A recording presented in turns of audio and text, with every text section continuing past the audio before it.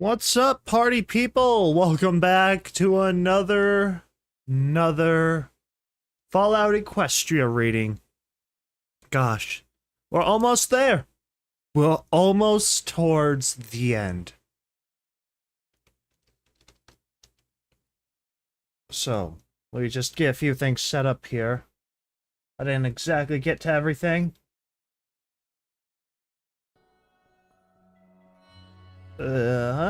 That'll do. Yeah, that'll do. What's up, folks?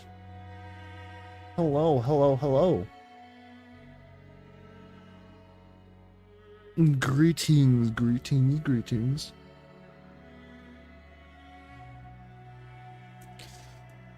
Gracious, that's a fair amount of you showing up. Now, I don't exactly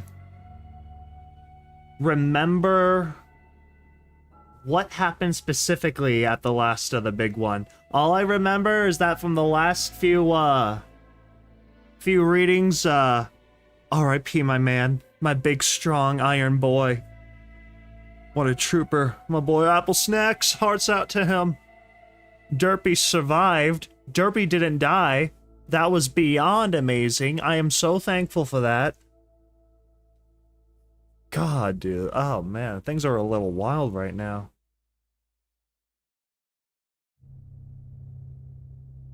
Gosh, yeah. I hardly remember. I hardly remember. What else happened? What's up, folks?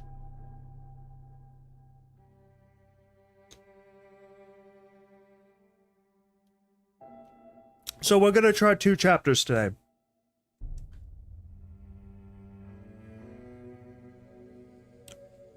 Both of them around 16,000 words, roughly. So this can be long. Oh, not too bad, not too bad. Not too bad. Alright. I think we're past the wall of highs. You know, the high wall. So, I think I'm just gonna start reading off here. See if I can remember what else happened. Alright, so last chapter we did was the Sonic Radboom one, so if that'll help jog your memory if you were here last time, then you know, awesome. But anyway, this is chapter 41, Towards Hope. We're in the final stretch. For many of us, the road is a difficult one, but the path... Oh, and also, by the way, Velvet Remedy is still confirmed master manipulator scumbag in my heart. Absolutely lost all my respect for her. Even though it was an emotional time. Okay, anyway, but the path is always there for us to follow no matter how many times we may fall. Madness. I stood there, the streamlet flowing behind absolutely everything, which is the shop name, washing over my hooves, and stared at Calamity, my jaw unhinged. There was simply no other word. Calamity's plan was insane. Hell, it wasn't even a plan. Plans have planned stuff. Calamity had a bunch of ideas and vague hopes tied together by multiple points of and then something happens. We didn't have who or what we needed to even try it. I doubted we could get them. None of this would be happening if Steel Hooves was here. Well, he asked, earnestly seeking my approval. I'm beginning to agree with Velvet Remedy, I told him, recalling her reaction to his actions in the Zebratown Police Headquarters. So you're willing to give it a try? God damn it, Calamity was staring at me with the eyes of a fool, hoping for my acceptance, my support of this madness, this plan. It was something he needed to try, needed like a starving pony needs food. I manufactured a smile. I don't have a better plan, I admitted. Sure. We were all going to die. Oh, great. Watch a sprite bobbed in the rain beside us, silently listening. Finally, the mechanical voice that disguised Spike plaintively asked, "Is there anything I can do, guys? I'm really sorry." I thumped my rain-soaked, oh yeah, and then the Enclave can trace Little Pip's signal by all of her hacking attempts. Her Pip leg, I should say. Finally, the mechanical, oh, I already read that. I thumped my rain-soaked forehead with an even wetter hoof. Thank you, silly mare. Yes, I started looking sidelong at the sprite bot. Yes, there is. What? Spike asked. I waved a hoof. Just wait there for a moment. First, I need to talk to God. Yes, I forgot. Little Pip is such a player.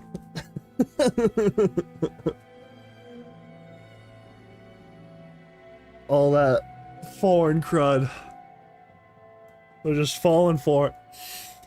What? I don't understand. I told Calamity as we started to walk back towards the front of absolutely everything. Is why the Wonderbolts haven't already hit us? The Wonderbolts are fast, right? Calamity looked askance. Fast? You could say that, yes. Lightning flashed across the sky. Shouldn't they have gotten to Iron Shot already? I reckon talking above the rumbling thunder, it wouldn't take long to get my tag. Not if Lens Flare was as skilled as it sounded. And New Appaloosa was an awfully short flight from Iron Shot firearms. They're probably caught up in a committee, Calamity smirked Whirly. Oh, I forgot. Last time I did like a stupid bit thing where I was like, "What's up, guys? Wonderbolt's here. Today we're gonna break into this guy's house and gaslight his family." You know, some sort of crud like that. Yeah, I know. We kidnapped their child. Silly us, am I right? Now let's get a look from the family. What do you guys think of all this? God. I forgot how just silly and stupid that whole thing was. Obviously, what I just did was a completely different bit. Not along the plot of the last one, but still, you get the idea. It's ridiculous. I halted my hooves growing muddy and gave Calamity a confused look. Surely he wasn't saying they had to, what, file a hunting plan? Were all the ponies in the sky crazy? Calamity turned the corner, almost knocking over Railright.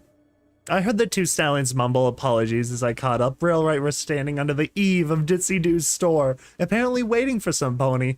At the sight of me, he nodded, then cast a furtive glance towards the lights along the city wall. Last I had seen Railright, he was escorting away several ponies who had dared to come below the Enclave's cloud cover. Where are the new Pegasi? I asked the sheriff/mayor, wondering just how much I'd slept through. Railright glanced at Calamity before answering. I've put them to work, assist in the community. In return, they have a place in the common house till they can better situate themselves.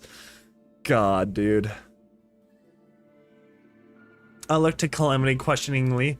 My Pegasus friend frowned, his tone sour as he informed me. Enclave radio broadcasts an offer of aid to misplaced citizens. Tracker accepted the offer at face value and flew off, promising to contact Frost by a pitbuck soon as he was skyside.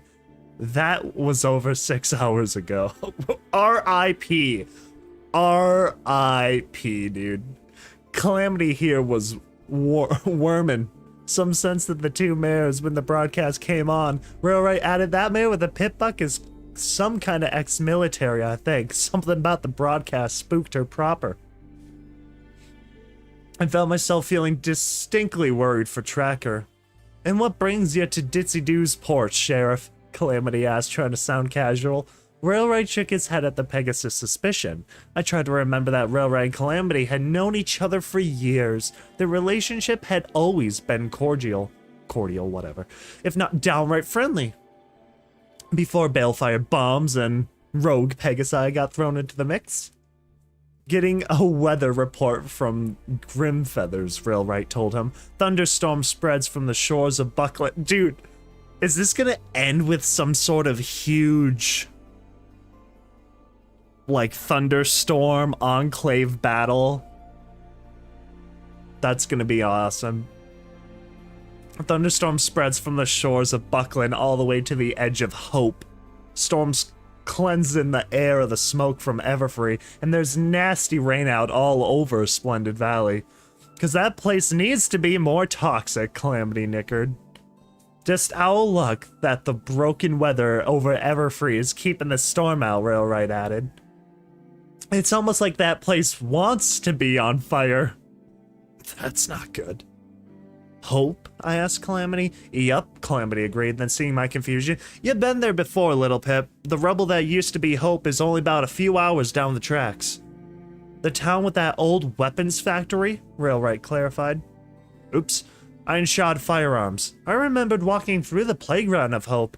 I've seen my first Ministry of Morale poster there. I just hadn't known the town's name. And you got the array few miles back from it towards Everfree. The what now? I asked, confused. Array? Hope Solar Array, Calamity told me, sounding a little bored. Big bunch of dishes pointed up at the clouds. Best I can gather, the ponies of the old world tried all sorts of crazy ways to get power when the coal supply got strangled. More like when they found out that they didn't have access to it. I still don't see why. That was such a ridiculous plan with the coal and crud. Now that I didn't see, granted the only time I'd been up high enough to have glimpsed at the factory out the window, I was a bit busy outrunning collapsing catwalks. I paused to process this. Technology for turning sunlight into energy made sense considering Twilight Sparkle's ministry had even been working on weaponizing sunlight. And this, Celestia 1 or Celestia Prime or whatever they're calling it, can't Celestia frickin' Prime? Communism. Death is a better alternative to communism. God, dude. Celestia Prime. God, dude. Whatever else they're calling it can't even be cast unless it's sunny. I can't tell the princesses that the only defenses we have against those missiles can be defeated by a cloudy day. What if the zebras decide to attack us out at night? That would be bad. Clearly there were still bugs to be worked out, but even the hope of power from the wasteland was just one more reason Equestria deserved and needed to see the sun. Old generators and spark batteries weren't going to last forever. Calamity was reaching his hoof towards the door when it swung open. Regina Grimfeathers framed in the doorway. God, dude. Little Pip is a player. I gotta give him that. It's not okay, but it is what it is. I guess.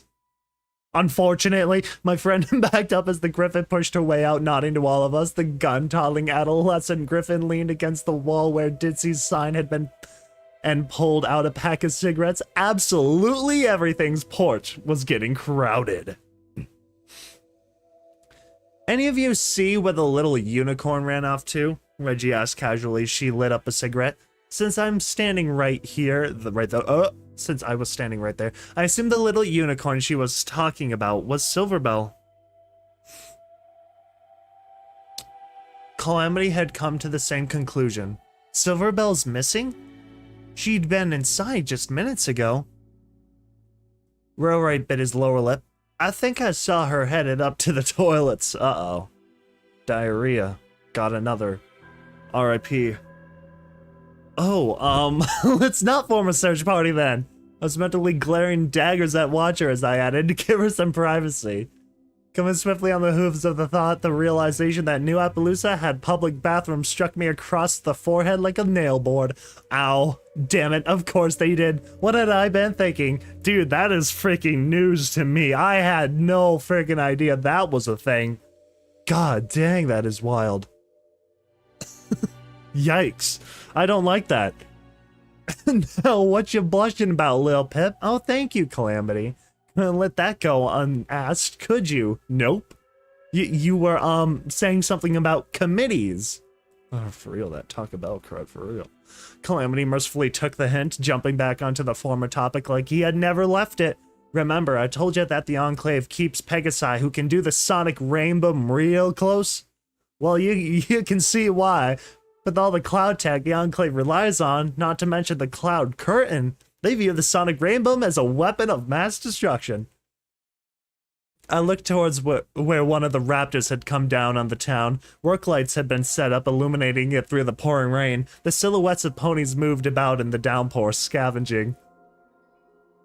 You gotta realize, Little Pip, that when the Pegasi closed the sky, we lost one city. Just one. Granted, Cloudsdale was the biggest, but that still left several more that survived pretty much untouched by the war. All that pre-war technology and magic, they've been repurposing and recycling all that stuff for centuries. Lightning split the sky, thunder pounded down on us like it was trying to drive us into the mud. But they can't take more, Calamity shouted. Pegasi can't make magic items like unicorns or zebras, and there ain't nothing up there to build with except what was left from the past. And clouds. Clouds make for good Pegasi homes. They ain't so useful for making armor and bullets. I remember how my hoof passed right through the Enclave terminal interface. The few mountains that rise above the clouds have either been stripped of their resources or are homes for nasty things that the Enclave would rather not piss off. Like Spike. The Enclave invaded the Griffin skies a few generations ago just to get at their mountains. Calamity nodded to Reggie, who took a long drag on her cigarette and spat a curse at the sky. When the war ended, Calamity added, the Pegasi had about 50 raptors. Only 4 thunderhead. What the hell is a thunderhead? If they only had frickin' 4 of them, what the hell is a thunderhead? And no ability to make more, including the 4 raptors that you took down with one of the Balefire bombs and the one down near Stallingrad. The Enclave has lost a dozen of their warships in under a week, more than they've lost in 200 years. And 4 of them were taken out by Ditzy Doo's toxic rainbow. God dang. Calamity gave me a meaningful stare. The Enclave must be bout pissing themselves right. Honestly, yeah, they probably are. They are probably peeing themselves right now. They gotta be terrified. Let's think about how many airships they lost already. There was 4 of them that I believe invaded the what's the one city called? I can't remember. All I can think about is Arbu. Oh, I know. Oh, I figured out a Thunderhead was the equivalent of something super OP. Like, in terms of steampunk, I'm pretty sure that is like the most intense thing that they can make. That is not an entire flying city. Okay, so, what else? And then there was the 4 airships that attacked, so they lost at least 8? At least 8 ships, I think. I wished he hadn't used that particular phrase. Good, I said firmly. He then asked, what does that have to do with the Wonderbolts? Calamity rolled his eyes. Ain't it obvious, Little Pip? I told ya, the Enclave keeps all Pegasi who can do the sonic rainbow real close. Oh, now I get it. The Wonderbolts. Any Pegasus who proved capable of performing a sonic rainbow was drafted into the Enclave Celebrity Hit Squad. That meant that the ponies hunting us were all that good. I like Calamity's plan even less. And that the Enclave saw what Ditzy did. I guess putting the pieces together, they pulled the Wonderbolts into, I searched for an appropriate phrase, emergency tactical meetings, calling on their expertise to try to get a handle of this new threat. Calamity nodded. Something like that. They have no idea how many ghoul Pegasi live down here, he stated, causing me to think back to the flock of zombie Pegasi who had run from the Cloudsdale outskirts. I don't even remember anything about Cloudsdale in this series. I was like completely out of my head if we ever got met to it at some point. And if Ditsy Doo could do it, theoretically, just about any sufficiently radiated ghoul Pegasi should be capable of pulling off a toxic rainbow. Yes, the Enclave really must be pissing themselves. Upshot is, I reckon we got a few days before the Wonderbolts are hot on our trails. God, dude. Quite literally, God. God, dude. God was talking to Ditsy Doo when I entered the store. Cage and the bodyguard were next to them, huddled around a spool table playing a game involving rectangles of hardened paper. My curiosity urged me to divert long enough to peek in on the game. Each griffin held a number of the colorfully marked Dude, what if Little Pip is going to go into like a whole chapter's worth of detail just looking like a glance at what these two are playing. Like, huh, I'm learned so much. I'm just playing. Marked papers in their talons, and there were 6 more piles of papers face up on the table, as well as 2 face down that they seemed to be drawing new papers from as they played. I would have watched longer trying to understand the rules, but I didn't want to leave Watcher waiting, and besides, the game was clearly not for ponies. A unicorn might be able to hold those little papers fan like that, but why learn a game you couldn't play with your Pegasi or Earth Pony friends? Frickin' facts, dude. Trotting up to God, who was nodding at something Ditsy Doo had written on her chalkboard, I interrupted as politely as I could. Ditsy Doo stepped back, nodding with a smile. God, there's something I need from you. I wanted to ask this as a favor, but the little pony in my head reminded me that favors weren't how God worked. God respected the contract. The gruff female griffin looked down at me with her one good eye, her expression unreadable. Sorry, kid, but you ain't my type. She thought it was, but then, what else would she think after her daughter caught me looking at her? It's nothing like that. I stopped recovering. Part of me wanted to bury myself and hide it. I drowned in my own embarrassment. God, that is such an L. That is such an L moment. Like, oof. But this was too important, and besides, I wasn't interested early. I mean, sure, but I had homage, and it was very likely I wasn't going to be around much longer. The last damn thing I was going to do in my remaining days here was cheat on homage. The little mare in my head whimpered, I'm not helping. I feel like every time, like, the little Pip in their head, like, talks, I swear it's just like a remnant of, like, the great and powerful Trixie that just, like, implanted itself into her head, like, you are weak. No, I'm not. Shut up. Shut up. Get away, brain ghost.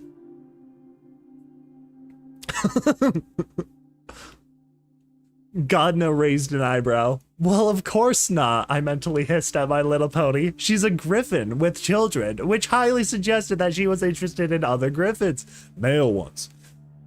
And why was I even having this discussion with myself?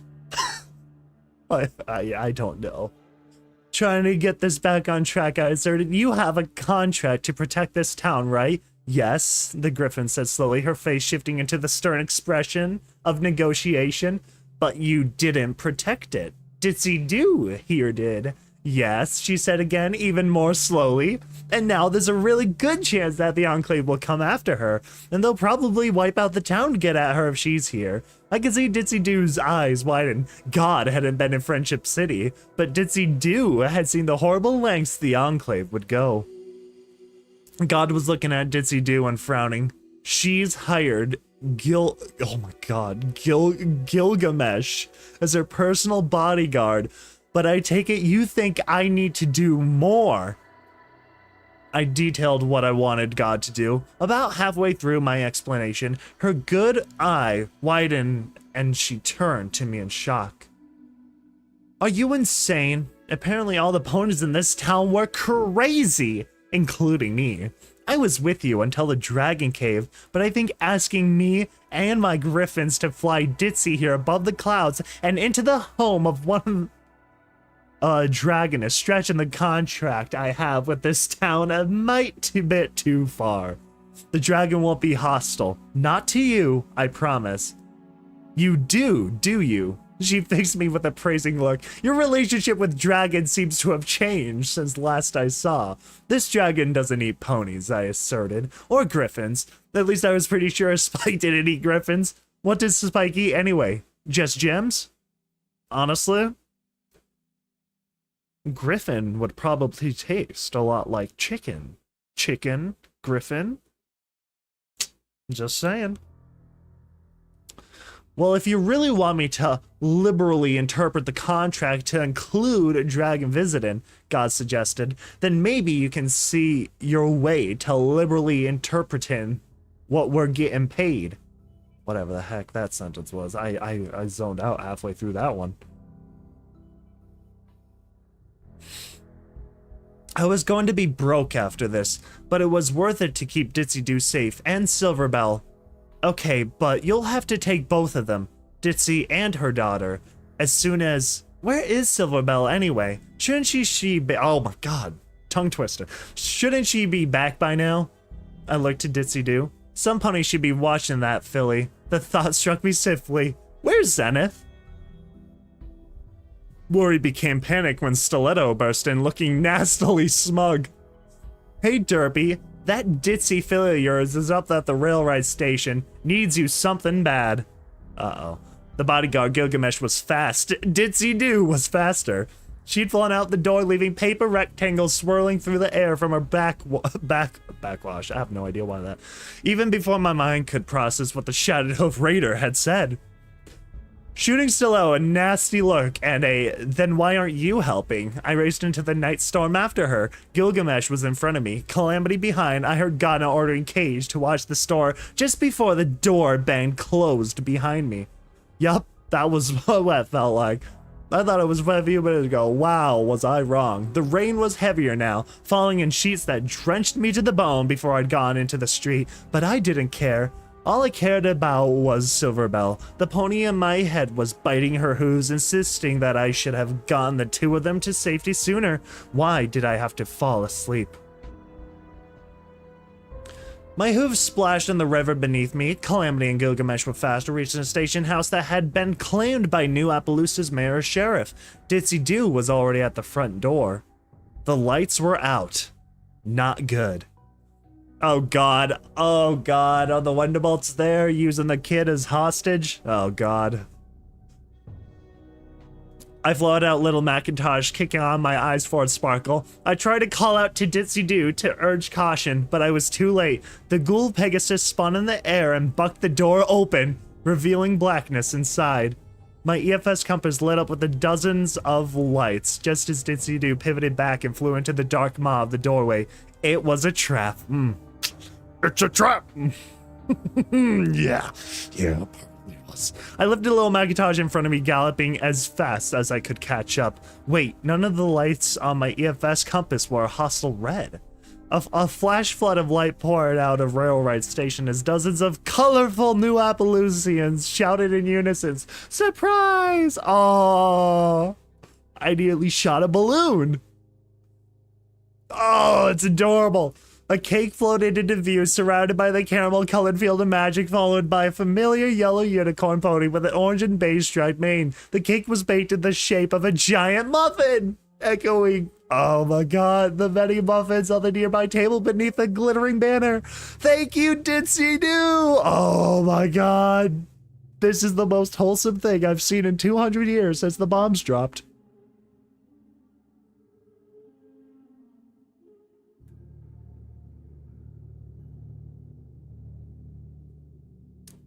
That is adorable.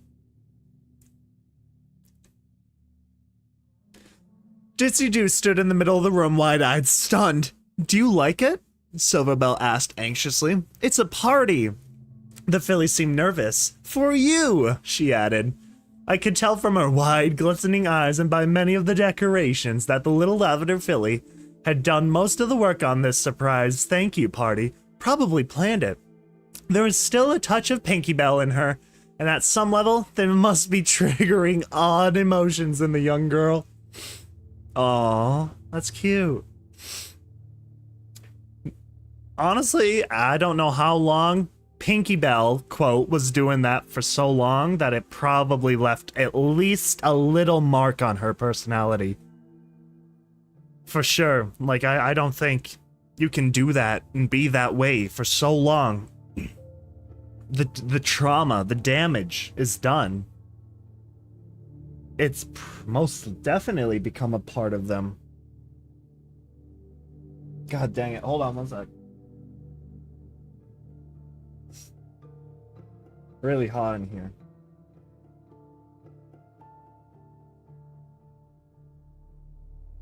Right there. Beautiful. Ditsy Doo made those fears evaporate. She flew to Silverbell, scooping the filly up against her breast and lavishing her with kisses until the girl was crying with happiness. God dang, dude. Oh my god, Derpy, Mother of the Year award right here. Soon, every pony was enjoying the party. Hello, Crane, I said, turning to the yellow unicorn. I thought I saw your telekinesis out there yesterday morning. Crane grinned. Thanks for the catch. Thank you, he insisted. Couldn't have done it without your help. And that little filly's, he added, looking over at Silverbell, who was trying to regain her ability to stand after a dizzying round of hugging. There was the first magic that little gal managed since getting her horn back, and honestly, thanks to seeing Mommy there do that rad boom is what did it. Somehow, be smart. I was certain he was right. I love that. I love the little powers those little dudes have. Those little baubles. We spent the next hour catching up, which mostly involved me regaling him with all the telekinetic tricks I'd managed in the past 2 months. To my delight, Crane was duly impressed with my creativity, but it wasn't until I told him about telekinetically flying that I managed to surprise him with my telekinetic prowess. Damn, girl, he said wide-eyed. That took me years of work to pull off. I felt a little crestfallen that I hadn't managed something unique, but Crane wasn't considered the best telekinetic in the Equestrian Wasteland for nothing, and at least my learning curve was faster.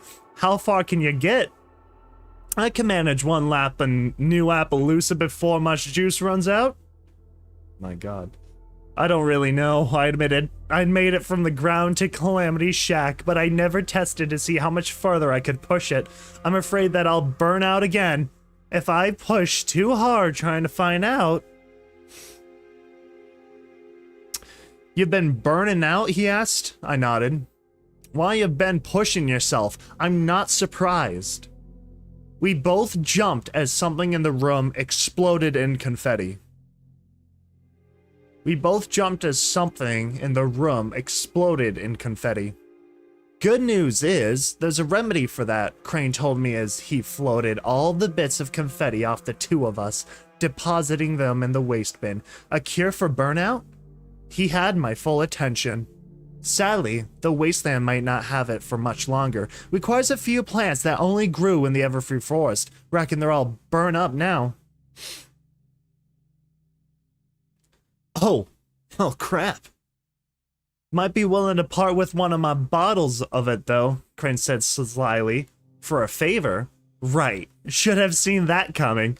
Plus Crane's last favor involved a stable full of chimeras.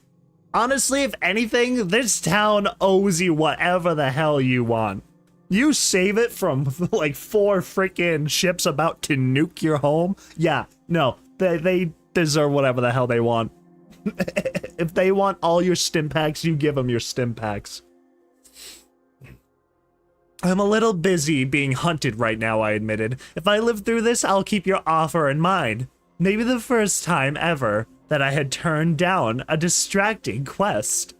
But I really couldn't spare the time, unless this favor is... any pony in danger?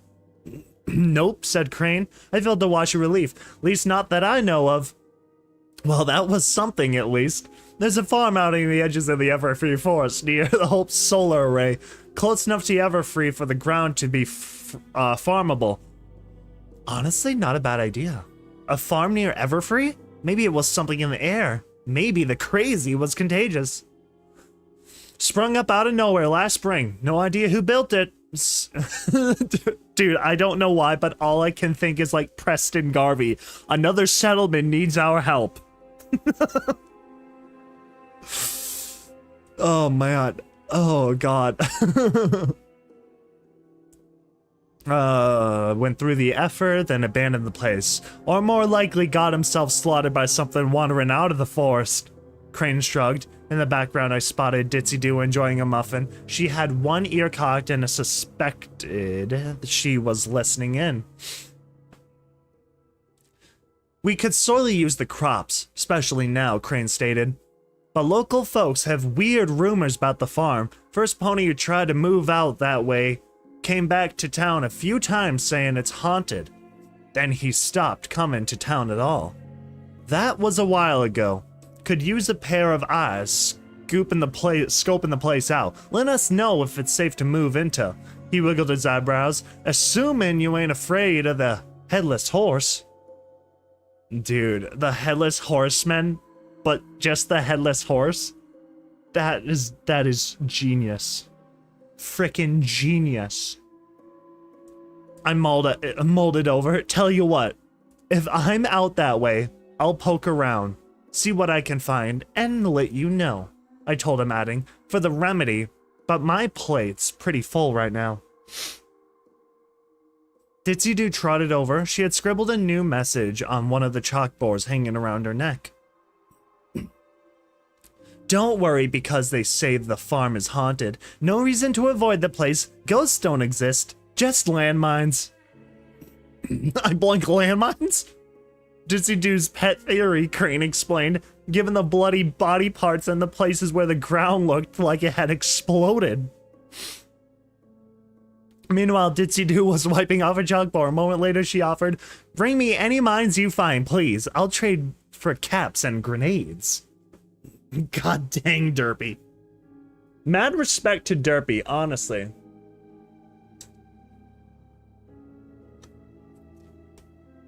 Yup, definitely contagious.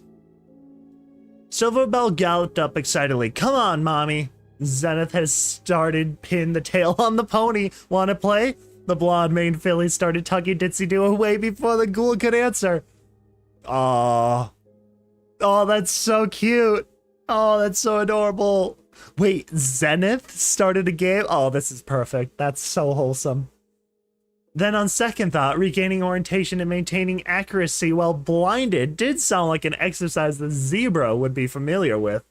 I perked my ears, taking a moment to look and listen to the party around me. There was music playing from an old record player similar to the one Homage had, only in far worse condition. The songs were happy and carefree. All the furniture in Railright's living room had been pushed back, and there were ponies dancing with each other. It felt like a touch of the sun's light had been captured and was alive in this room. Firelight was perched on the Railright's hat rack. She was bobbing her head, letting out musical whistles as she stared at the colored and distorted reflections of the cluster of balloons. I suspected she'd gotten into the spiked punch. Honestly, this is the most happiest moment in this entire series after all the crud we've been through. I don't think there has actually been any group positivity moments until now, which is amazing. This is crazy. The whole idea of a party is so outlandish.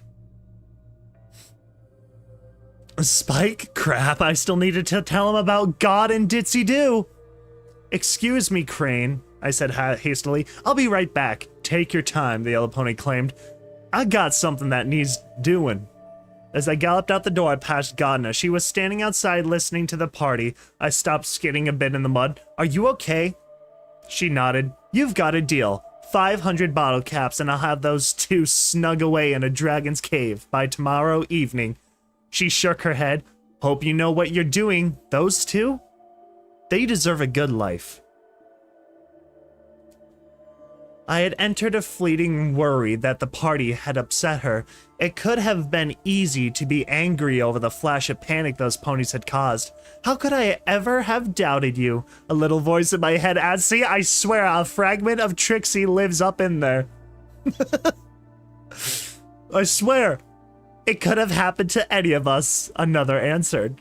The little pony in my head started looking around for a source of the other voices. That's true. Are all the little, like, little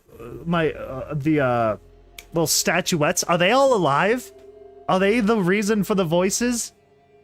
I shook my head to clear it of the strange thoughts. No, the truth that, oh god, that seeing Ditsy Doo and Silverbell together had touched the gruff Griffin commander, and she had stepped outside to think. Thank you, I told her. I started to turn back towards where Watcher was waiting, but halted again. What is your type? I found myself forced to ask. Unattached, God, the Grimfeathers told me bluntly. The answer brought a smile to my face. From a certain perspective, I suppose that having a mare friend was like a contract. God respected the contract and couldn't respect some pony who didn't. Come on, Silverbell coaxed with big bright eyes, trying to pull me away from the conversation with Candy. Candy with an I, not a Y, an I. Come and dance with me. Oh, that's so adorable. This is such a happy moment. I looked at the adorable little filly being so earnest and adorable. How could I say no? I glanced up towards her mother, wondering how she managed. The wall-eyed ghoul was watching her daughter lovingly and gave me a sympathetic smile. Oh, it's so cute. Waving goodbye to Candy with an eye, who notably had been responsible for bringing the adult punch. I followed the little lavender unicorn out and onto the dance floor. God dang. Oh my. That is a message I wasn't expecting to read. Waving goodbye to Candy, who, oh, I already read that. The party went late into the night. Exhausted from dancing, I found an empty table and plopped my tail down next to it, floating over a glass of adult punch. I had a peculiar and delicious berry flavor and shed just enough radiation to make my pit butt click. I'd made the mistake of asking about it. Mutt fruit punch tasted better when I didn't know what it was. Zenith joined me. The little one has fallen asleep, she stated. We have put her to bed upstairs in the mayor's room. Better that than taking her home in the rain. Plus, it kept her and Ditsy Doo close. The guard griffin is watching her. I wondered if Gilgamesh ever slept. From something I had overheard, I knew I wasn't the only pony in town to ask that. How are you doing? I asked. I am not a mother, Zenith said. I can be a guard, a protector, but not more. I envy them. Oh, poor Zenith. Maybe you can't be a mother, I said as I recalled how Zenith stayed to help the zebras of Glyphmark learn the arts of stealth. How she instructed them in making dash, but you can be more than just a guard. You can be a teacher. Zenith didn't know what to say to that, so she drank her mutt fruit punch, and I drank mine. At the table nearby, a familiar trail of younger ponies were spending the party discussing what they should name their group. The olive pony was suggesting the Wasteland Rangers. No, the Amber Mare said. That would sound like we were trying to copy the Applejack's Rangers. We need something more original. I know, the olive-coated buck said, raising a hoof. How about the Ouroboros? Ouroboros, whatever. Ouroboros. The what now? The Amber Mare asked, confused. It's a snake eating its own tail, the buck explained. Ew, why would we want to call ourselves that? No, the buck clarified. It's an old symbol about renewal, and we're trying to help Equestria renew itself, right? You sure about that? The khaki-coated buck asked. No, the Amber Mare insisted, shaking her head. No snakes of any kind. There's nothing heroic about snakes. Tunnel snakes rule! I thought she had a point. What kind of group of friends would name themselves after snakes? Tunnel snakes rule! Leaning over, I offered, if you want something heroic, how about Crusaders? I watched the young hero's eyes light up. I happen to know the name has a pretty illustrious history, not to mention they seem to come in threes. Oh yeah, the Amber Mare exclaimed, the Wasteland Crusaders. Oh, that's so cute. I was smiling as I turned back to my drink, the conversation at the other table having become more excited. As the young heroes plotted how they were going to change Equestria, I still didn't know their names, although now I sorta did. Calamity joined me at my table, followed by Reggie, both smiling and chatting, struck by a suspicion. I asked you two have met before, haven't you? Yup, Calamity told me as pale blue unicorn mare trotted by, offering cake and muffins. I took a plate of cake and nibbled at it. Yup, muffin flavored. Calamity here built my guns, Reggie smirked proudly. Yup, met her a couple years ago. She and her brother were flying protector for caravans between New Appaloosa and Republic, Calamity said again, then assured me with a grin. Didn't know she was related to your feathered fantasy, though. I moaned, my ears flattering, my cheeks turning red as Reggie didn't hold back her snickering. I was never going to hear the end of this, was I? You're worse than Velvet. I immediately regretted the reference, seeing the pain it brought. It was contagious. I found myself thinking of Velvet Remedy and of Steelhooves, and how much I wish they were here, able to enjoy this party with us. Without them, the party seemed... forget about Velvet Remedy, screw her. But Steelhooves? My boy wouldn't have done anything. He would have just stood there, or sat there. He would have been that quiet kid at the lunch table, the whole time. Steelhooves would try, but he wouldn't be too engaging. Reggie yanked our thoughts away from friends no longer with us by pulling out one of her pistols and setting it on the table. I'd never seen a design quite like it before. Calamity here took two .223 rifles, cut them down and modified them into the most boss pair of pistols in the Equestrian wasteland. I gave an appreciative whistle, wondering how they stacked up against Little Macintosh. I'm hoping Calamity here can fix me up with some more quick loaders, Reggie added, pulling out a cigarette, only for Calamity to hoof wave her to put it away. Lost a few when the Enclave attack shattered Hoof. What happened? I asked, remembering DJ Pon3's mention of the attack on the radio. Lame-ass party if you can't even smoke, Reggie grumbled, then shrugged. They attacked. We fought back. We kicked their metal tails to the moon. What's to know? Seeing we weren't satisfied, she sighed. Fine. Apparently some pony high up in the Enclave has got some brains, she admitted. Calling on to the idea of sending their soldiers on strikes against raiders first. Set the right first impression. Paint the right picture of what the wasteland is all about, and those bucks and mares won't hesitate when they tell him to wipe a town. Not like previous encampments, the attacked Pegasus had said. There are foals here. Families.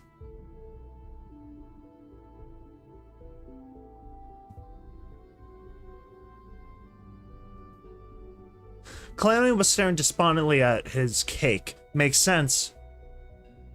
Yeah, Reggie claimed, and at the rate they're going, they're gonna wipe the wasteland clean of raiders by the end of the month. She grimaced. Problem is, no pony told him that Shattered Hoof wasn't a raider stronghold anymore. Well, problem for them.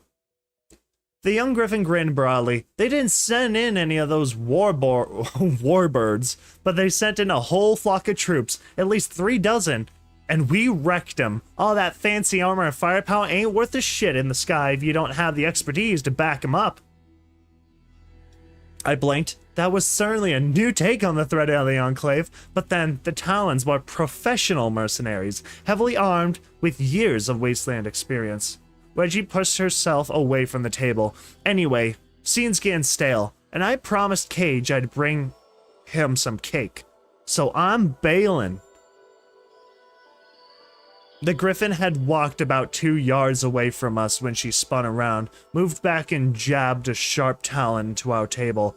Oh, and just so you know, wherever you're going next, Cage, and I are going with you. What? Okay, y'all are gonna be timed out if you keep sending emojis. Just saying. No argument. I don't know what you all are up to now, but all of Equestria tends to benefit from your victories. Reggie looked us over, dropping her voice. Oof.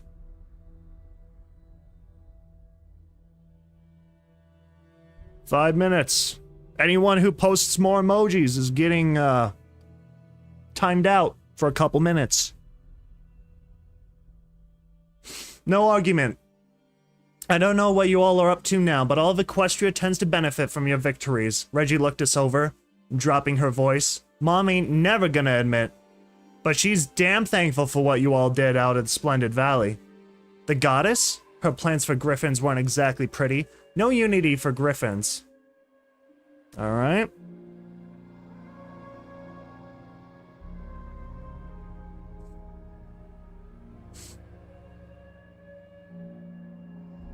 Mom ain't never gonna admit, but she's damn thankful for what you all did in Splendid Valley. The goddess? Her plans for griffins weren't exactly pretty.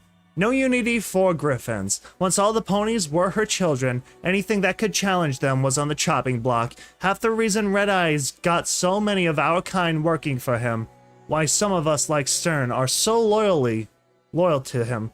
Zenith was drinking punch from a bull cup, which clattered on the floor. Is because they knew he was plotting against the goddess. Calamity, Zenith, and I looked at each other.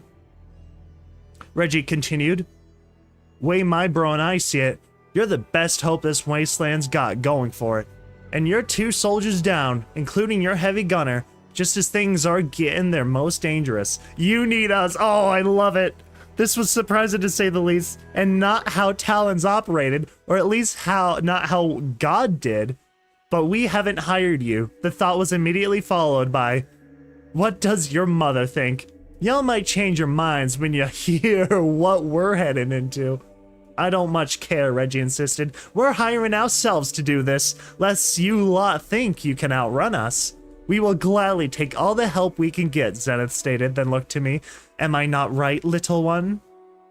I looked at Calamity again. Maybe, just maybe, we'd be able to survive his plan after all. Dude. Assemble the man versus machine. Or whatever, the cinematic they used for that, the opening. Gotta collect everyone. In the cold drizzle of dawn, I saw the 4 dozen forms of black carapace armor rise up over the city gates and fly into town. For a moment, I felt panic and rage. The Enclave was attacking again. Wait, what? For real? In the cold drizzle of dawn, I saw the 4 dozen forms of black carapace armor rise up from the city gates and fly to town. For a moment, I felt panic and rage. The Enclave was attacking again, but that notion fled as I noticed the shimmer of caramel-colored magic surrounding the suits of Enclave armor and realized there were no ponies inside. Oh my god, are they making an army? Oh my god, no way! Are they taking all the Enclave armor and making their own resistance? My god, that is such a genius idea. The heavy gate rumbled open and Crane entered New Appaloosa. He was not alone. Walking just behind him was a haggard-looking charcoal unicorn, streaks of scarlet and gold in her white mane. She was wearing Rarity's battle dress and yellow medical boxes for saddlebags. Her. Velvet Remedy halted, her eyes widening as she saw me. We stared at each other through the haze of rain between us, a muddy river of the street stretching between us. She flinched back as I broke into a gallop. There was pain between us, but the emotional hurting was eclipsed by the hope I felt seeing her again. She tried to backpedal, but I had her in a hug before she could escape. You're here? She asked meekly. Of course you're here. Goddesses, we've missed you. I didn't. I told her, not letting her go. Please tell me you're back. I came to help. Of course she was. Obviously she was gonna come back. We weren't just gonna dip the character that we've known for the whole series. I did not expect that in any way. I knew it was only a matter of time before she came back. I came to help, she said hesitantly. I was visiting Steelhooves and I saw the explosion. She got here last night, Crane told me. Been helping tend to the Pegasi, too wounded to fly back home. Of course she was. Velvet Remedy didn't ask if they were the good guys and who were the bad guys. She stopped to help the first hurting pony she came across. Didn't matter who they were. I hoped her kindness to the enemy left a lasting impression on them. I've been collecting their armor, Crane said, motioning upwards with his horn. Reckon it's fit gift for Ditzy Doo. Help repay what the town owes her. I found myself loving Crane just a little bit right then. She's the one who took him down after all. Sensing opportunity to change the subject, Velvet Remedy pointed a hoof at Crane. This one's been claiming he's the best telekinetic in the wasteland. She said indigently, whatever the heck that word is. Obviously, he hasn't met you. Crane and I exchanged looks. He chuckled. I gave him a respectful little bow, which he returned. Or I was wrong, as usual, Velvet sighed, watching us. Crane was my teacher, I explained. Taught me how to unlock my telekinetic potential. Goddesses, that sounded lame. I blamed it on reading too many Swordmare comics. Too much being one.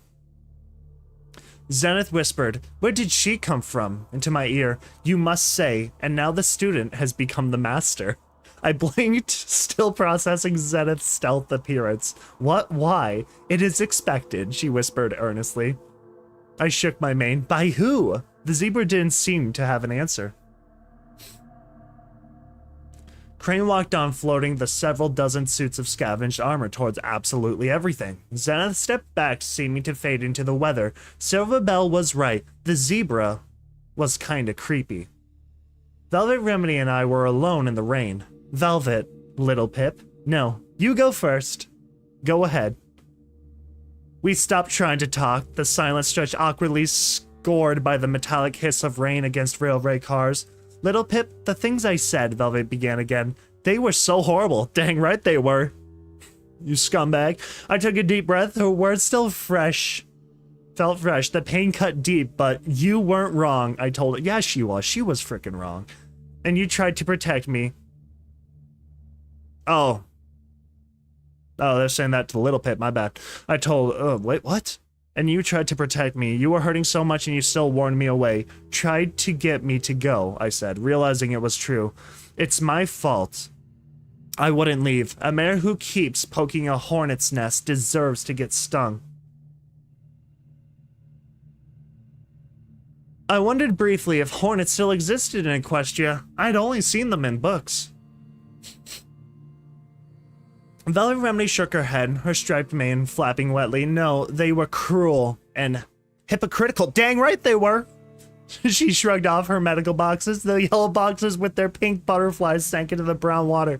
I'm not worthy to follow Fluttershy or to be your friend. Both are true. I saw she was trembling. Fatigue and cold were certainly part of it. She must have galloped all the way from the fetlock. It was not a short journey. I put a hoof under her chin, looking into her eyes. It wasn't just the rain. She was crying. Good for her. She deserves it. But I want to, she continued. I let the wasteland poison me. I know that, and I was right. Most ponies don't deserve to be helped. But that's not the reason to do it. I understood. I knew what it was like to have your faith in the goodness of ponies shaken. I suppose. I felt it back in the pit of all those slaves I was trying to save cheering for my death, but unlike Velvet, that had never been the primary foundation of my urge to help. I know it's up to me. I want to be stronger than the wasteland, not let it poison me anymore, she faltered, but I'm not sure how. Holwinge was right. The equestrian wasteland is hard on heroes. No, it's brutal on them. It beats them down, it tears them apart. Eventually, every hero falls. Inevitably, every hero fails. The true mark of a hero is not that they never fail, never fall down. No, you know a true hero by what they do after they fall. By the way they pick themselves back up again, shake themselves off, and throw themselves back into that good fight. True. Velvet Fluttershy. Velvet, Fluttershy would be proud of you, I started. I was unsure if I was saying the right thing, but it came from my heart. That had to count for something, right? She would want you by her side. It doesn't matter if you've stumbled. We've all done things we regret. You know I have. No pony is perfect. No pony is strong all the time. Do you think Applejack never lied? That Rarity was never greedy or that Pinkie Pie was never sad? Even Fluttershy had a garden of Canterlot. I gave her a tender and hopeful, uplifting smile. What matters is that you don't let your failures stop you. Velvet Remedy stared at me a long time, tears streaming down her eyes. There seemed to be a battle raging inside her. Thank you. I don't deserve friends like you, she said finally, pulling her head away. She stared at the muddy water concealing her hooves after a pregnant pause. She let out a trembling whinny. It's my fault Steelhooves is dead. What? She looked up. I'm sorry, when you didn't come back, Steelhooves wanted to move. But I knew that clearing was where you would expect us to be. The others thought you were dead, but I refused to believe it. Her voice was slowly rising, touching on hysteria. I insisted that we stay close, believing that if you did survive the balefire bomb, you were fighting to get to us, and we had to be there for you when you finally made it. Trembling, she wailed, I'm the reason it was so easy for the Hellhounds to find us. I made us keep camping so close to the same spot every day. Velvet Remedy broke down, sobbing. I wrapped my hooves around her, holding her tight, understanding her pain. Forgiving it and thanking her for what she had done because of why she had done it. Honestly, to be fair, it was either, in case of the one death, Steelhooves, it was going to be somebody, whether Little Pip never got out of that place as a result, or because Velvet made them stay and so Steelhooves died. Feel like regardless of the situation, one person would not have come back from that with this new information.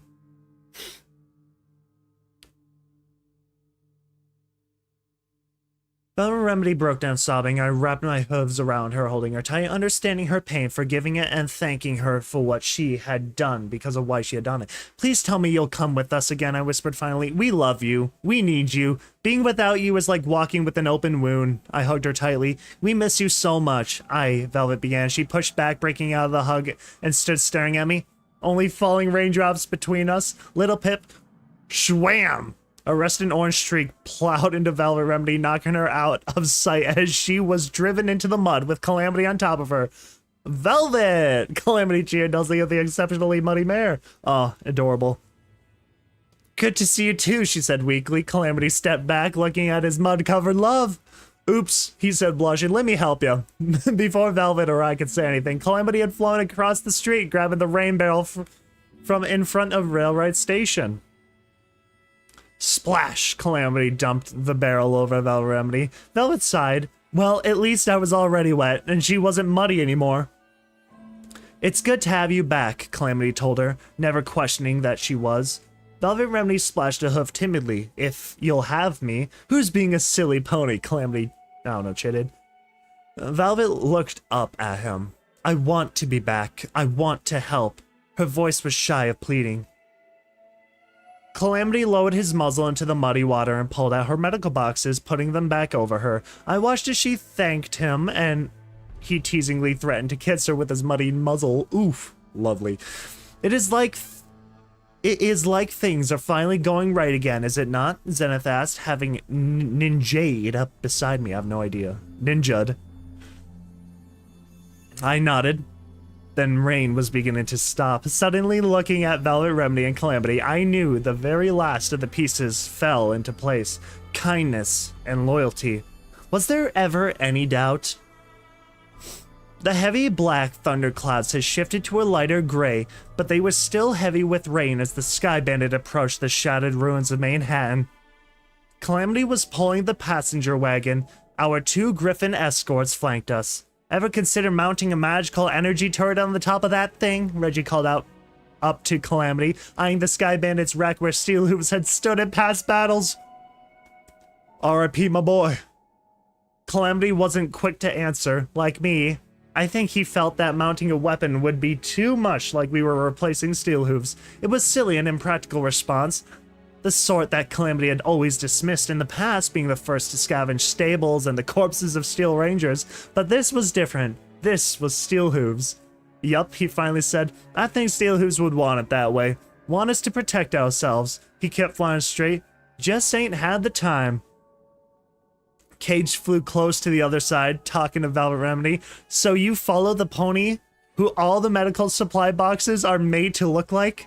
Yes, Velvet Remedy stated, beginning to get her hooves back under her. Her name is Fluttershy, and she was the best pony. No, the hell she wasn't. No, she wasn't. Cage considered that, but you said she was the one who created the mega spells. The Remedy had been surprisingly forthcoming with that bit of information, a reaction I suspected to our attempts to keep it a secret, which caused the apocalypse, Cage added. So, you're a follower of the apocalypse! Oh, he said the thing! He said the thing! He said the thing! He said the freaking thing! The Remedy needed only a heartbeat to answer. If that is the name ponies want to use for anyone who aspires to the kindness of Fluttershy, then I will own that title without reservation. I know, I'm on that haterade right now, dude. Suddenly, Calamity dipped low, flying just above the rubble of the city's streets. Our griffin shadows took a moment to change direction, swooping in towards us as Calamity brought the Sky Bandit to a rapid halt, pulling us into the cover of hollowed-out radio print store. What's wrong, I asked, leaping out of the passenger wagon as Calamity kicked the quick release on his harness. Did you not see it? Zenith asked, her exotic voice seeming incredulous. I didn't have to wait long to know what she meant. About 10 minutes later, as we crouched in the cover of broken sails bench, the pale gray light from the clouds was blotted out by the massive form of black, anvil-shaped enclave. Whoa! Shaped enclave mobile fortress. 4 great thunderclouds spanned out from it, 2 on each side. The ruined Manhattan street was rendered in stark black and white as massive bolts of lightning arched between them. Attached to each storm cloud was a raptor. On each raptor, one of the clouds holding it aloft had merged into one of the flying fortress's broiling thunderclouds. The undercarriage of the massive ship bristled with weapon turrets. I could make out several large doors capable of dropping war chariots or bombers or troops by the scores. What the hell? Couldn't we just once get a break? We got a sonic rad boom, the little pony in my head reminded me. What more do you want? Even Pyrolite let out a low whistle. Oh my god, hold on. Let's do that. Put that over there. Nice. Bingo bongo. That's the glorious dawn, Calamity said in soft awe as the huge ship passed over the Manhattan ruins. Noticing that we were all staring at him, Calamity coughed. Thunderhead class mobile siege platform, he explained.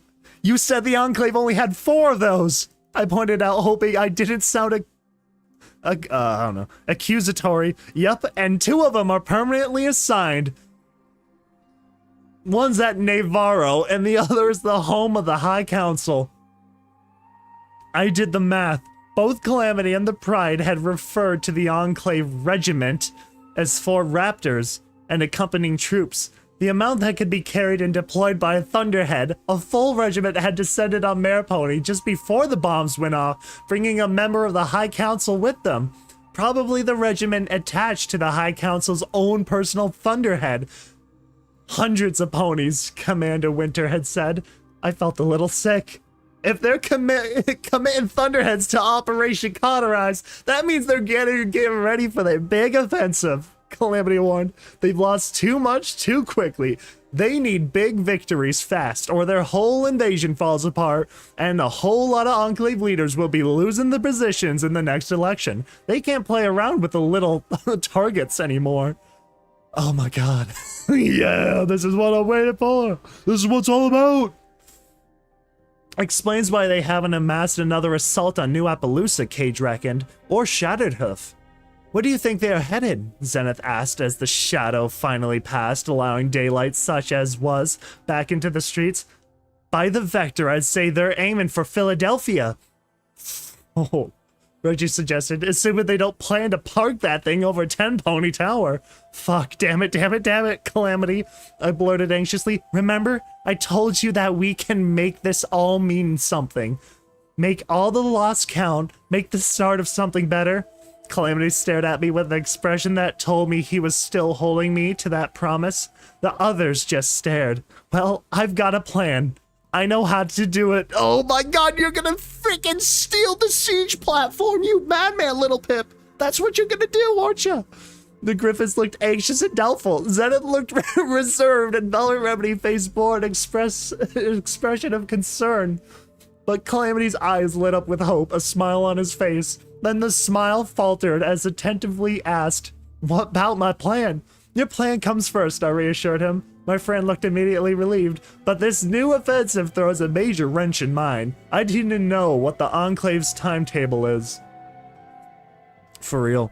Calamity nodded. He clopped himself against his forehead thinking, okay, we haven't seen the Thunderheads before, so until now, they must have been using someplace groundside as a communication center, someplace to correlate data from all the scattered forces and relay commands. I clapped my forearms together. Brilliant. We'll hit the communication center and get a hold of their timeline. Just what I was thinking. Calamity pondered the matter a moment longer. Have to be someplace pretty high up, I reckon.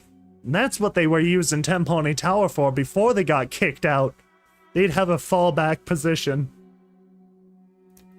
I remember how far Blackwing's little broadcaster had been able to reach. The Talons had been trapped in the best possible place for broadcasting. Horseshoe Tower. I was sure of it. You have a plan. Velvet Remedy leaned out from the front window of the Sky Bandit talking to Calamity. You? Calamity nigger as he guided the Sky Bandit in for a landing on the rooftop of 10 Pony Tower. I let out a heavy sigh as his hooves touched down. I keep coming back, I muttered to myself, but Homage is never here. Now don't you say it like that, Calamity shot back at Velvet as he checked his landing and detached himself from the passenger wagon. You make it sound like doom on a stick. And your plan is why we're here? Velvet inquired. Yup, need your friend Life Bloom's help, Calamity admitted freely. I could see Velvet Remedy cringe as she jumped to the obvious and sadly correct conclusion. You're doing something with your memories, aren't you? Calamity didn't even look sheepish as he nodded. Hell, he looked proud of the idea. Yup, you're not going to forget me, are you? That struck him. Calamity stumbled a bit. Ah, hell no, he insisted. Little Pip says that Life Bloom can take memories without, you know, taking them away. He looked at me worriedly. That's right. Ain't it, Little Pip? Yes, Life Bloom can record memories as well as remove them. Velvet Remedy looked slightly relieved, but not much, and collecting your memories is going to help us defeat the fastest, deadlier hunters the Enclave has? How? Here it comes. The first horseshoe. No, Calamity puffed up, flapping his wings. We ain't gonna defeat the Wonderbolts, Velvet. We're going to save them. Uh-oh. Oh god, he's gonna brainwash them.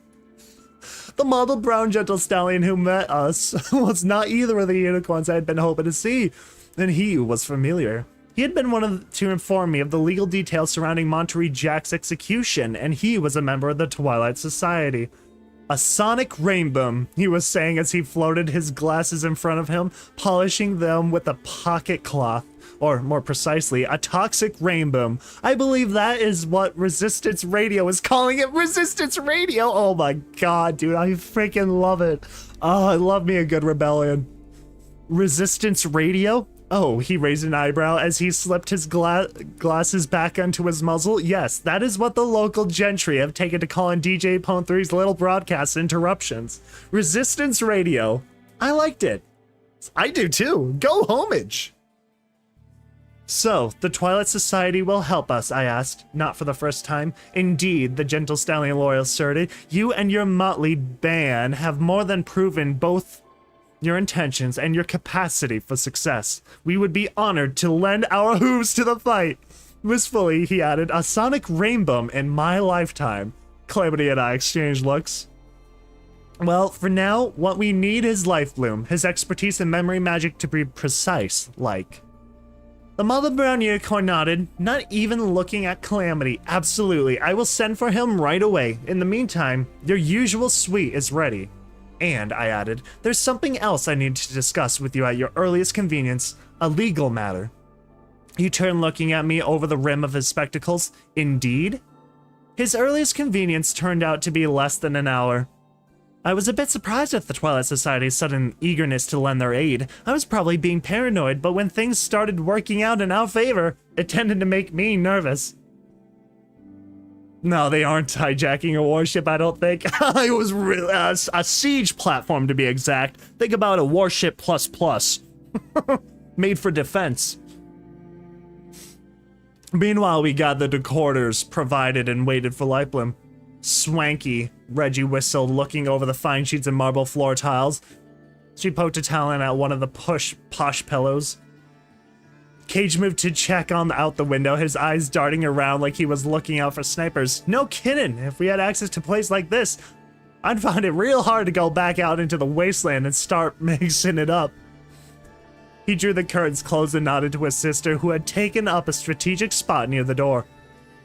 I don't think we're gonna get attacked here, Calamity suggested. Our Griffin guards looked at each other as if Calamity was adorably naive. Sparkling water, Velvet Remedy offered to them, pulling from the complimentary stores. Honestly, though, I kind of appreciate those Griffins right now. Always ready for war. They're ready for a combat at a moment's notice. They are real Minutemen.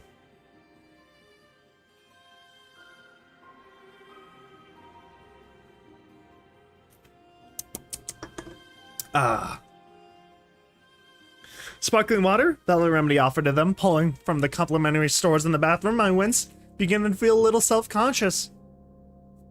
Velvet floated a chalice to each of them, then sipped from one of her own. Well, hardly sparkling, she said, looking at it critically, but it will do. This was Tempony Tower. When Velvet was here, she wanted to be pampered. If Calamity's going to be a while having his brain molested, would you like to join me for a trip to the spa, little Pip?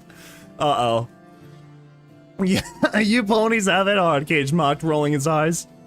I pondered that I was stripped out of my armor, heading for the bath after all the bad. A trip to the spa would be heaven, but right now, I just wanted to feel clean again. I'd forgotten what it felt like. As I dropped my reinforced barding to the floor, Velvet Remedy waved her horn at it, cleaning off the blood and grime. Maybe if we have time, but I wanted to make use of that time by sneaking into Horseshoe Tower. I had been right about the Enclave's choice. We had spotted the Enclave antenna array on the roof. The raptor circling overhead was kinda obvious, too. I looked over my companion's new and familiar, a stealth mission. In and out. Yeah, 'cause your stealth missions have history on working out like that, Calamity snarked. Ignoring him, I continued. I'll take Zenith and one of the Griffins to fly us there, and, I admitted, to use cloud systems. I'll go, Cage offered. All this fancy makes my feathers itch. Velvet trotted up to Calamity. So this plan, Velvet smiled, gazing into her eyes. You want to turn the Wonderbolts, help them see they're on the wrong side, give them a choice to become heroes? Yup, he said, his muzzle inches from hers. You know, part of me says that's awesome. She gave him a simpering look, leaning so close they had to be feeling each other's breathing. You have never been sexier. That's it. I jumped to my hoops, letting my armor to me. Time to go, do the thing in the place. I was out the door, my armor floating behind me, Cage and Zenith trailing my gallop before they started kissing.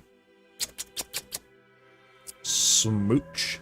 I stepped up to the ragged edge where sometime in the last 200 years, the ceiling 2 floors above had given way, crashing down in the floor beneath, which collapsed, smashing through the floor beneath it. Rings of half-rooms honeycombed the internal abscess. Motes of dust floated lazily in the gaping, empty space. It was just as I remembered it. As I looked down into the pit of rubble, the little pony in my head reminded me that somewhere down there was Pinkie Pie's last party, lost forever in an orb. Getting this far had been, damn. Why was my mind searching for a metaphor for easy that involved muffins? Ditsy Doo was rubbing off on me. No, not in an icky, flesh-rotting way. Ugh. Ew. Ugh. Ugh. Ugh. After a moment's eternal debate, I went with easy. Zenith had her zebra stealth cloak, and I'd been using my MG stealth buck too. Cage was admittedly not as stealthy, but the two of us had been scouting ahead. When things were clear, Zenith would toss back the hood of her cloak and let him know it was safe to move forward. Despite being an adolescent, Cage never appeared bored. He had the sort of level head to not be looking for a fight. Besides his razor-sharp claws, the Griffin was armed with hellhound claw knives and wing blades. The first Griffin I had seen, the one who helped attack the train, had been armed with those. I'd seen them since the head off a pony. Slice the head off a pony. but I worried that they would be ineffective against Pegasi and magically powered armor. Multicolored lights sprayed across the void, striking parts of the broken ceiling as well as the desk that had been hanging precariously over the top. Drop. The desk melted into goo as it dripped down into the rubble below. Okay, that was new. Diving for cover, I kicked on my eyes for a sparkle. We were almost at the same spot that the three alicorns stood the last time I was here. And across from us, almost in the same place I had been. Also, by the way, they went all the way to the place where Pinkie Pie died. They went to that building. And across from us, almost in the same place I had been, an Enclave trooper was firing cross at us with a multi-gem heavy infantry battle. I pulled out Little Macintosh, locking onto attacking pony with stats, but had to dive away as the spray of his... Oh god dang, dude. Alright. I think we gotta change music a little bit.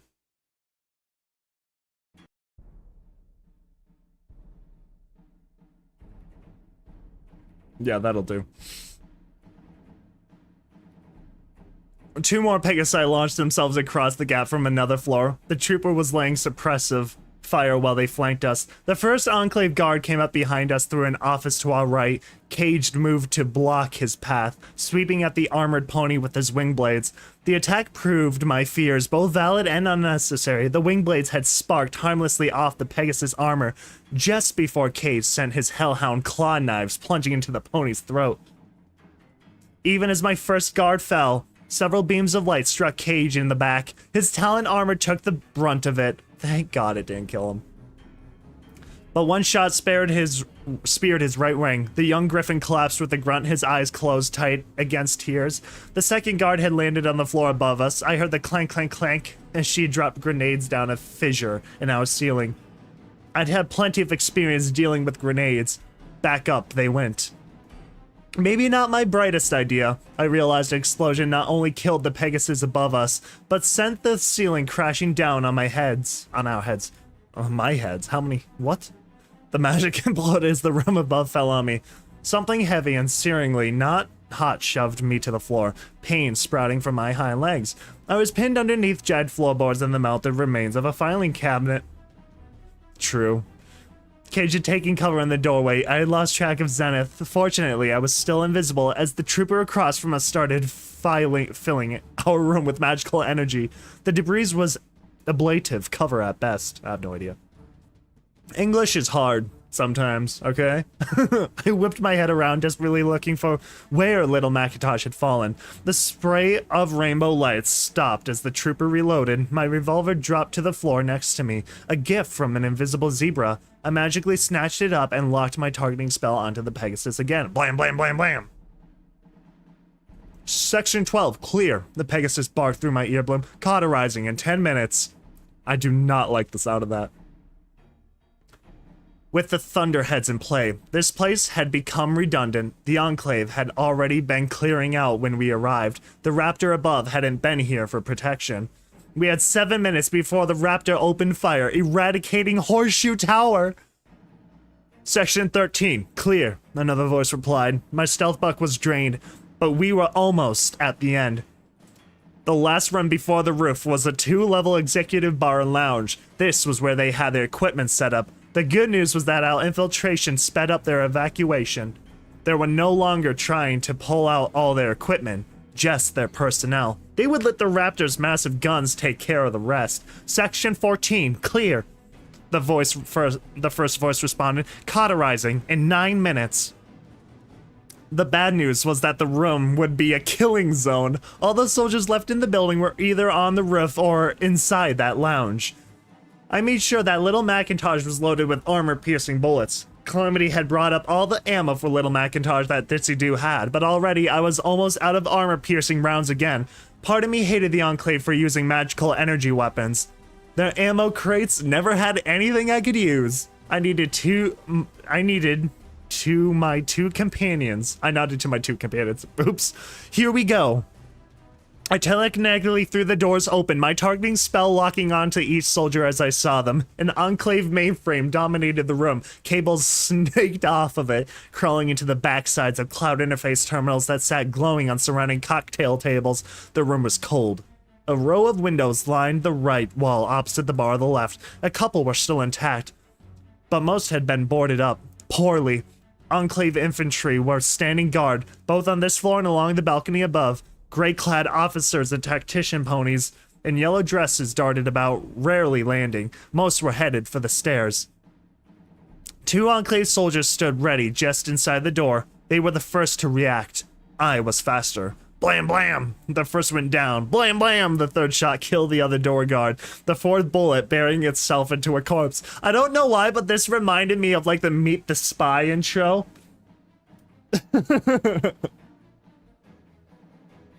God. That was awesome. 2 shots to the head of each opponent, 2 in case one missed or just failed to kill. 2 shots and move on to the next. This seriously reminds me of the Meet the Spy. Leave any pony still standing for Cajun Zenith. Whoosh. One of the Enclave infantry on the balcony fired a missile at us. I dove for cover behind the bar. Cage flopped over the bar next to me, half jumping, half propelled by the explosion. Zenith goopy hooved. Oh, I get it, because they're charged across the ceiling. The explosion had blown her hood back, and she was bleeding from small shrapnel wounds. Several Enclave soldiers opened fire, blasting apart the ceiling with a prismatic light show. Ancient crystal chandeliers came crashing to the floor with an almost melodic tinkling. Zenith managed to dodge them all, leaping from the ceiling to the balcony railing. Her 4 hooves planted on the railing as she spun, driving bucking hooves into the throat of the infantry pony as he reloaded and tried to aim. I could hear his armor crush into his windpipe. The infantry Pegasus pulled the trigger as he collapsed, the missile firing wild, striking the faded painting of the Marin, a sultry position which hung above the far side of the lounge. The explosion blew out what was left of the windows. Intruder alert. Red spot. Yeah, true.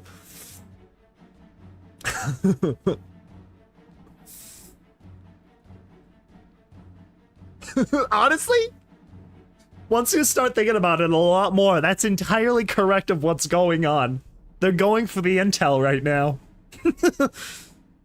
A damp early evening wind blew in from outside, clearing the smoke. Blam blam, reload. My targeting spell dropped only for me to bring it back up, immediately squeezing just a little more of it out of it. Another pony with a multi-gem weapon sent a rainbow of light spraying over the bar and tearing into the liquor bottles racked behind us. Most of the bottles were empty. Honestly, I'm not gonna lie, but they could have so used the Rainbow Factory in this to be like a power armor or a weapons depot manufacturing plant. But the rags behind us hissed and exploded as the magical light passed through several still full ones, boiling the liquid inside. Or it could be like a prison. The Rainbow Factory prison. Oof, that would suck. I let out a scream as I bathed in alcoholic steam. Cage yelled, leaping the bar and trying to charge the attacker before he could reload, his injured wing keeping him from flying. I tried to give him cover, targeting another infantry Pegasus who was aiming for Cage with the twin magical energy rifles of his armor. Blam blam! One of those shots missed. The other struck home, but failed to penetrate enough to kill the enemy. The Enclave soldier Cage was charging was just a little too fast. She had finished reloading and opened fire point blank into the Griffin's chest. It didn't save her. Cage's blade slashed deeply through her chest, cutting her heart. Even as his talent armor dissolved, the Griffin fell back, smoke rising from a gaping wound in his breast. I stared in horror as the light went out in his eyes. No! No! Damn it, no! With a loud crack, a black armored body toppled over the balcony, bucked through the railing by Zenith. I looked up for her, but she was invisible again. Dude, that's so awful. No, R.I.P. R.I.P. Cauterizing in 8 minutes. The Pegasus I had wounded had taken refuge behind the mainframe. I could see his shadow as he downed a healing potion. At the same time, another soldier flew across the room, landing behind one of the columns that supported the balcony along the near wall. A third knocked over a table and hid behind it, shoving it forward through the room. Dude, they didn't have plot armor. Oh, that sucks. I'm trying to get, third knocked over the table, shoving it forward through the room, trying to get closer to me. She yelped as the table caught on one of the cables and flipped, exposing her. Blam, blam! The battle raged on. The last Pegasus, a gray stallion with a flowing black mane and tail, held up a hoof in surrender. He was neither a technician nor a soldier. He wore a light gray officer's uniform that went smartly with his coat, the only officer to stay behind, making sure other officers and the technician ponies got out safely while the Enclave's troops tried to kill us. Did kill one of us, I thought heavily. I led God's son to his death. Yeah, that's not a good thing. I'm sure God is not going to be happy about that. That is very, yikes. Excuse me, ma'am, God, the mercenary of all, but, your son's dead. Yucks. Oh my God, I feel bad for God. God's a scumbag.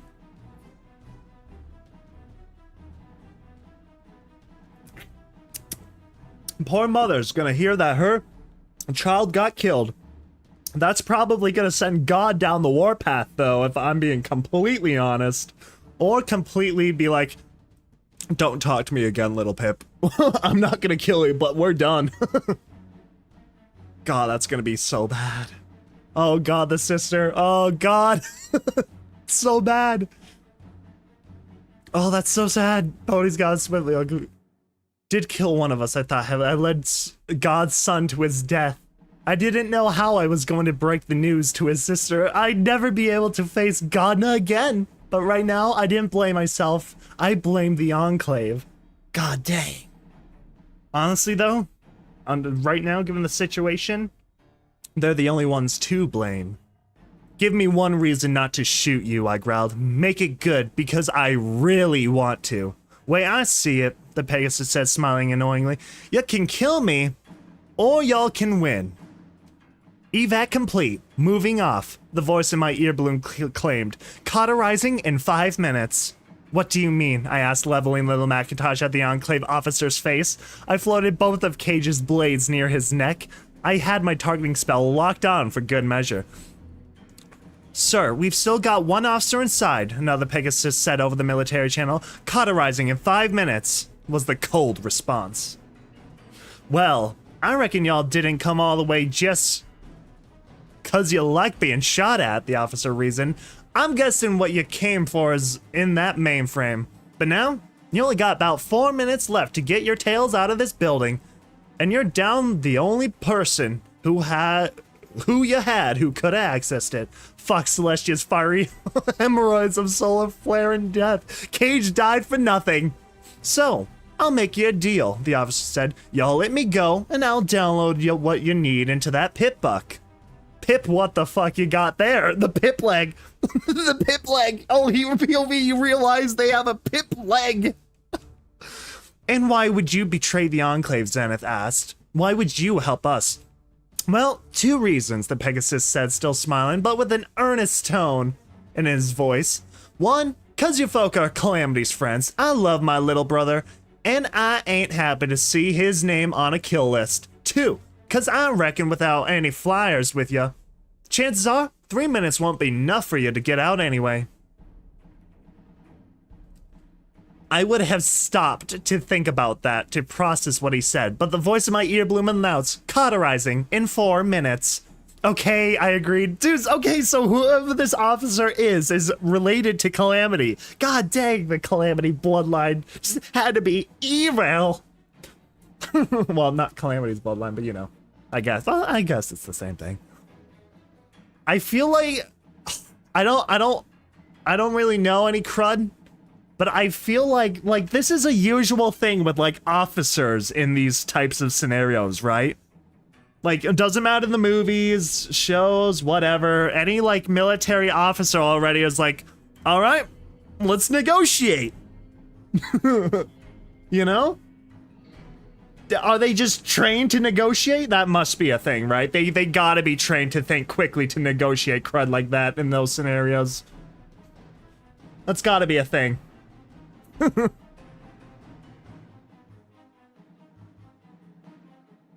Like, even if it's all BS at the end of the day.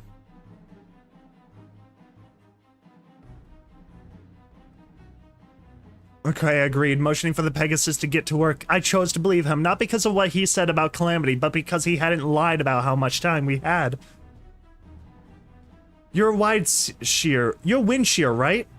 I asked as the stallion moved to the nearest terminal. Calamity had said his oldest brother was a master of communications technologies. You were the chief communications officer here, I guessed. Yup to both, he said, and he worked. I caught the password. Restricted. That's so true, though. Now, what exactly do y'all want? Because I could give you everything, but that would take longer than you got. I need to know what the Enclave is doing next and when, I answered, the gears in my head spinning. What's the chance that two of Calamity's brothers would be down here? I pondered as he started the download. Cauterizing in 3 minutes. We were cutting it insanely close. Yeah, they have to get out of a skyscraper in 3 minutes. I'd say 100%, Windshear said with a smile. Backing away from the terminal, they put Autumn Leaf in charge of Operation Cauterize, and he made sure both his other brothers were put on the show. Part of the show. The Gray Pegasus chuckled. Hell, that was the only way Pride was ever gonna see anything outside Navarro. Navarro. I groaned, hanging my head in pain. One of Calamity's brothers was commanding this entire damn massacre. God dang! Dude, the plot thickens! The thickening of this plot is massive! Truly, insurmountably thick! This is the thick plot! This is one thick plot! God, dude. Calamity, your siblings, you absolute madman. Oh, God. I'll be going now, Windshear said, but you pass my love to on to Calamity, won't you? Your love? Zenith asked. Did you not all treat him horribly? Windshear shrugged. We were kids, Zenith stomped. Not an excuse. Look, Pride did it because he was a bastard and worse, an incompetent bastard. Unlike Calamity, he was nothing but a disappointment to Dad. He did it because Autumn Leaf did it, and he hoped copying Autumn Leaf would get him some respect from us, when she added, it didn't. The voice in my earblum spoke again, cauterizing in 2 minutes. As for Autumn Leaf and myself, we remembered what Dad was like before Mom died. He said only half apologetically. He was better before that. Not always the drill sergeant. We'd lost our mom. We'd lost the best part of our dad. We were hurting and Calamity was there. Windshear shrugged again, then flew off towards one of the open windows. The download completed. I turned to Zenith. Wrapping her first with my magic than myself, I galloped for the window. Cauterizing in 1 minute. My earbloom informed me as I leaped out the shadowed window and into the cold open air. The raptor had backed off far enough that I doubted they could see us. The barrels of their huge magical energy cannons were glowing like miniature suns as they charged up to fire. The sky split, the air tearing apart as multiple beams of orange-white plasma tore into Horseshoe Tower. Every remaining window exploded outward, shards of glass followed by gouts of flame. I turned away from the sight, focusing completely on moving us away from the doomed skyscraper. Sweat was already pouring down my forehead. I was going to see just how far I could fly after all. When we arrived, oh, that foreshadowing. It's always the freaking foreshadowing. They always kind of hint. They always give you these like little hints of what to expect when you get nearer to the end of the chapter or at some other random point in the chapter. You always get a little idea of what will go on. When we arrived back at 10 Pony Tower, it was by... Wait, what? Oh, When we arrived back at 10 Pony Tower, it was by way of Celestial Line and Zenith was carrying me on her back. I was feeling rather proud of myself. I've gotten us a little over a mile before strain and exhaustion forced me to put us down in one of the 4-star stations. Proud and oh so very, very tired. I was ready to take Velvet Remedy up on that trip to the spa now, only it was very late. The spa would be closed, and I had to face Regina Grimfeather's uh-oh. I poured over the data Windshear had given us. What if it was like, you didn't say the magic word,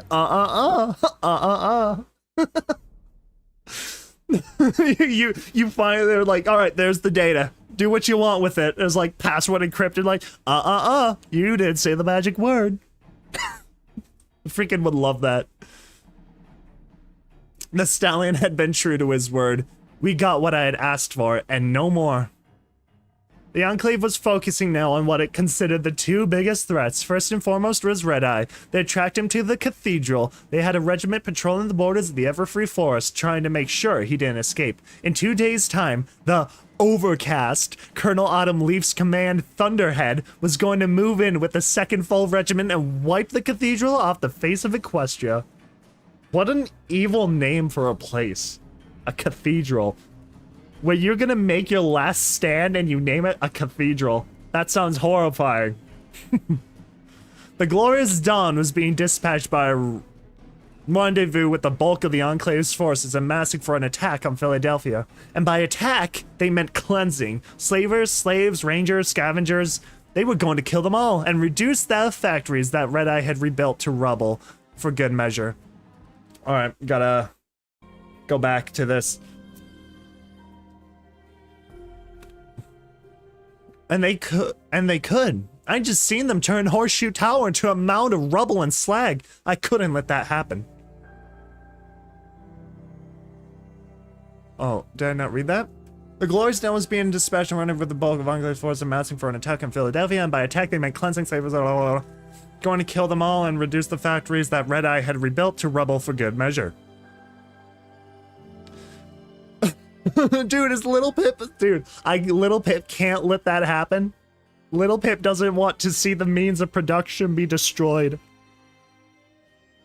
Oh god, Little Pip is gonna become Red Eye. That's how this story is gonna end. It's gonna end with a revelation on Little Pip that they are actually indeed Red Eye, I bet. Freaking guaranteed. Or something about a new order. Something like that. My blood ran cold as I saw the Enclave's second target, Homage. Somehow my mare friend had rated as the second biggest threat to the Enclave. Attached to that assessment was a video file. I was trembling as I pulled it open, but I don't know if it was from fear or rage. The video was from the security camera of a raptor. I watched as Homage brought down the Shattered Hoof Ridge Tower. The explosion from the Star Blaster had disintegrated everything it touched. It had eaten the tower's base. They didn't know she could only do that once. They only knew she did it. And that made her even more terrifying than Ditsy Do, almost as much as Red Eye and all his armies. I realized that strangely, I wasn't frightened or mad anymore. I was proud. Proud of my wonderful, dangerous Homage. And they had no idea what to do about it, sending more forces after her wrist in their minds. Further retaliation, and that could mean the destruction of another tower, maybe more, so instead they were sitting on their hooves. Well, not exactly. They had given lethal sanction to the one group they thought could actually hunt down and kill Homage without her being able to strike back. The Wonderbolts. Oh my god, it's just bad. It's just bad. Everything's bad. The world is burning. There's nothing we can do. Calamity had been right. The Wonderbolts had been drawn to meetings. But those were due to end in about 6 hours. After that, our hunters had been given 32 hours to complete their current assignment. Then they were ordered to focus their efforts on murdering my mare friend. 32 hours. I prayed they would do what I so desperately wanted to, sleep. After over 20 hours of meetings, what pony wouldn't want to catch some sleep, making sure they were fresh and revived before they went hunting other ponies down and killing them? Hey, what's up, everybody? Wonderbolt here. Here we're gonna hunt down to this Homage fellow. God, dude. I don't know why, but the Wonderbolts just come off as, like, vloggers for some reason. Zenith nudged open the door twice, sweet, and deposited me on the floor with an undignified thump. I yelped as I landed on my scalded back. Calamity trotted over, looking down at me. How'd it go? I was surprised that he was still in the room. Or was back in the room. Lifebloom walked up next to him as Velvet gave the gasp we were all expecting and dashed to tend to our wounds, starting with the bloody zebra. Windshear senses love, I answered. I winced as a female voice called out from the corner. Where's Cage? Uh-oh. Uh-oh. That's what I was afraid of. Regina Grimfeather stared down at her twin brother's knives, then carefully slid them into his belt. Thank you for bringing these back. Oh no! Regina, I'm so sorry. There is no body, Zenith informed her. The Enclave. Shut it about the bloody Enclave, the Griffin roared. The room was shocked quiet. Calamity finally broke the silence. What now? Regina Grimfeather scowled at him. What do you mean, what now? She asked gruffly. The job ain't over yet, is it? You're staying? Velvet gasped. Grimfeathers don't turn tail and run when it gets nasty, she spat. Oh, fire! The young Griffin woman lay down. Her eyes were moist, but she had yet to shed a tear. Almost under her breath, she added, and I sure as hell ain't going back to tell God that I quit the job that killed Cage. Velvet floated a healing potion. Oh my god. Family values, am I right? And I sure ain't going back to go quit job. More like I ain't going back to tell Mom that I quit the job that killed my brother. Your son. Yikes. Yikes. Velvet floated a healing potion to me as she magically stripped off my armor and began inspecting me for wounds. It was as if she had never left. So, Reggie said finally, what now? Lightbloom spoke up. Now I gather together what I need for a trip. Say what now? The unicorn with the red and scarlet mane looked at us. Storing a copy of so many of Calamity's memories was actually the easy part, but the other request, he turned to Calamity, I'm sorry, but the Twilight Society simply doesn't have 5 recollectors to give you. I had been afraid of that. Calamity's plan was divide up the Wonderbolts, incapacitate them through Zenith's paralyzing hoof, and Velvet's anesthetic magic, and slap recollectors on them, feeding them his memories. Memories of how and why he left the Enclave. Memories of the good ponies down here, of his time with me, and the good things we had done. That sounds like a stupid idea, now that I finally hear it. That sounds so freaking dumb. There is no goddarn way, just because you show me a couple of memories, that I'm just gonna be like, yeah, you know what? You're probably right. Yeah, you're probably right. And to trust in the better nature of ponies. Like, if I was in that position, I would think that would be the most dumbest thing you could possibly do. But hey, you know what? It might work. Plot is plot, after all. And the problem was, it takes as long to experience the memories in a black opal as it took for the person to live them, and Calamity wanted to feed several days worth of memories into the Wonderbolts. Keeping them safe and hydrated was a long enough concern, but if we didn't have enough recollectors to trap them all at the same time, then just do one at a time. Fortunately, I have a better way, Lightbloom claimed. There's a memory spell, one created by Twilight Sparkle herself, which will allow me to cram all those memories into their heads in minutes. It won't be pleasant, the white unicorn shook his head, but it will work.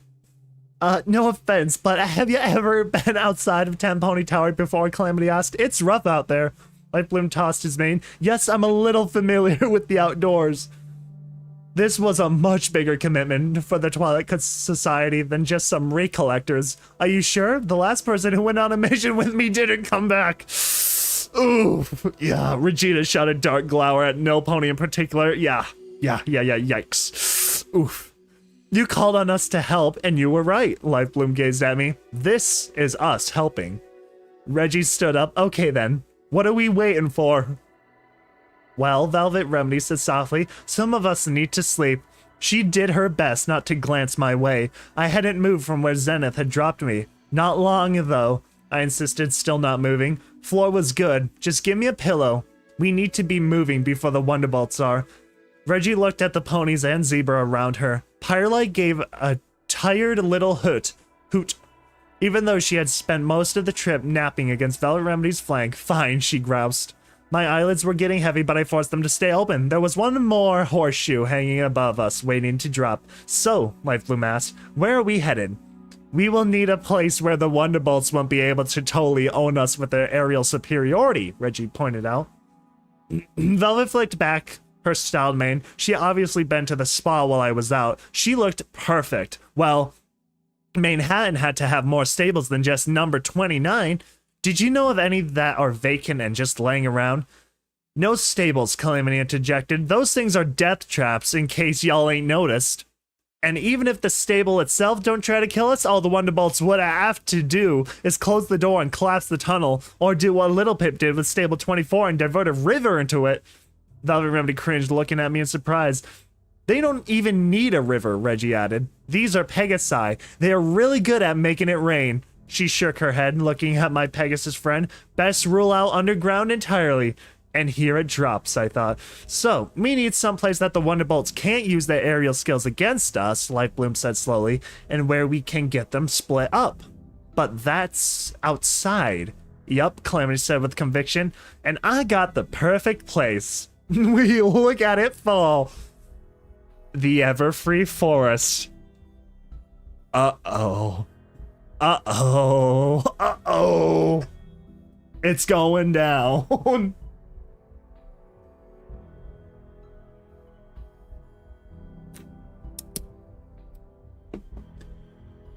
The first golden rays of dawn were pouring across the horizon as the Sky Bandit leveled out, flying towards Hope. Remind me why you let Calamity make the plans, Zenith said. She had taken off her zebra stealth cloak and given it to Lifebloom. The buck would definitely have more need of it, and we couldn't risk the Wonderbolts taking out the one pony who could cast the memory spell, or risk the forest taking him out, or the fire. Or any of Red Eye's troops who were controlling the fires. Or the Enclave patrols. The consensus was that we were indeed all going to die, but at least it would be an exciting death. Well, I'm proud of him, Velvet proclaimed. If we are going into the Everfree Forest, Zenith said, pulling an ancient and tattered book from her saddlebags, then there is something I must tell you. Uh-oh, is it from Zecora? I looked at the book. The cover was very old leather, warped and cracked. On the front was a large zebra glyph and several smaller ones beneath. The last time I had seen zebra glyphs like that, I was trying to read the Black Book. Uh-oh. Uh-oh, Zenith knows dark arts. Where did you get this? I asked, both cautious and curious. From Zephyr, whatever. Our zebra friend said, once this belonged to my grandparents. They rescued it from a hut of Zecora, deep in the Everfree Forest.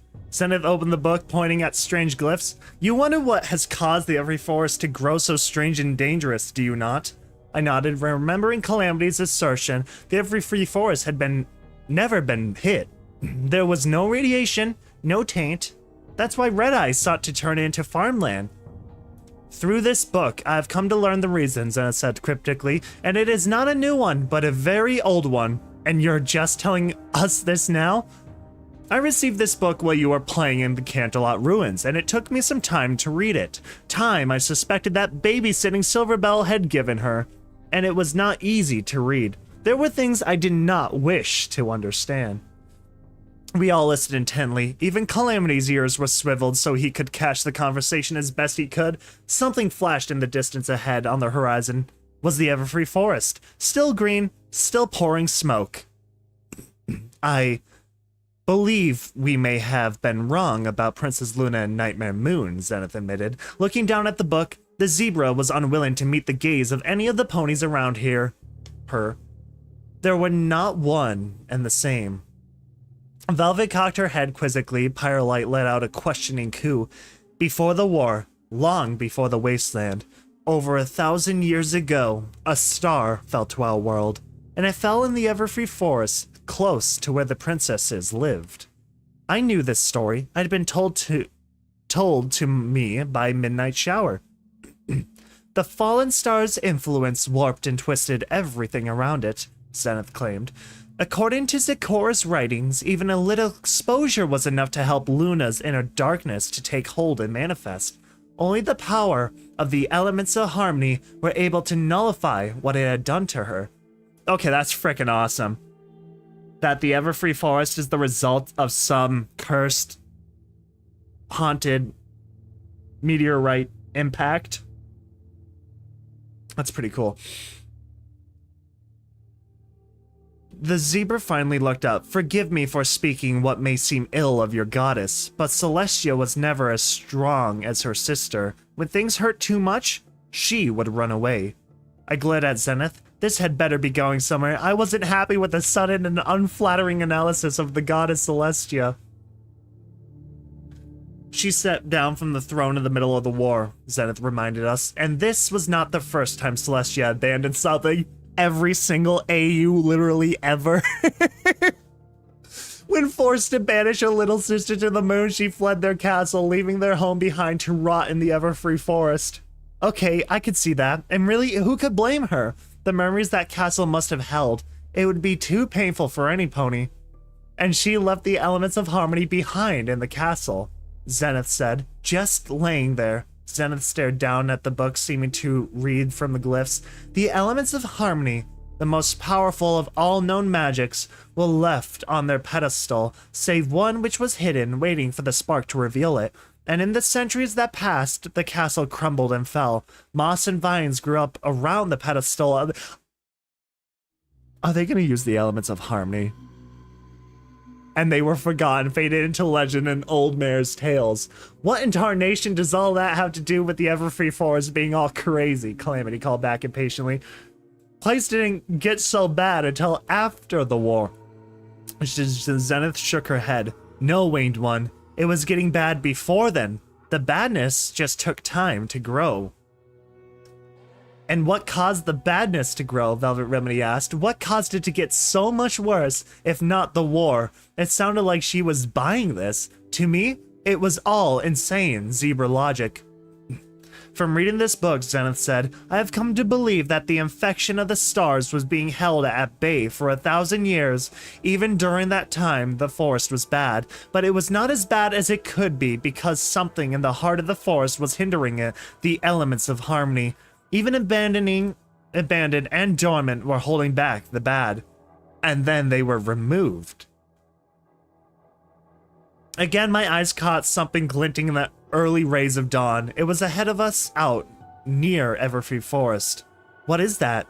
That? Calamity repeated. The glow, you mean? I nodded, then realized he couldn't see me, called out a yes. That there's the Hope Solar Array. Only time of day when those dishes pick up enough sunlight to shine as the crack of dawn, he chuckled. We'll be passing right over it before we head into Everfree, so y'all can get a good look. This is absolutely crazy lore, all of that. That is absolutely insane. I nodded again, this time to myself. I was thinking about something Calamity had said about the Enclave. Okay, everyone, listen up. We're planning to try to separate the Wonderbolts, but there's a good chance we could get split up ourselves. We need a fallback position.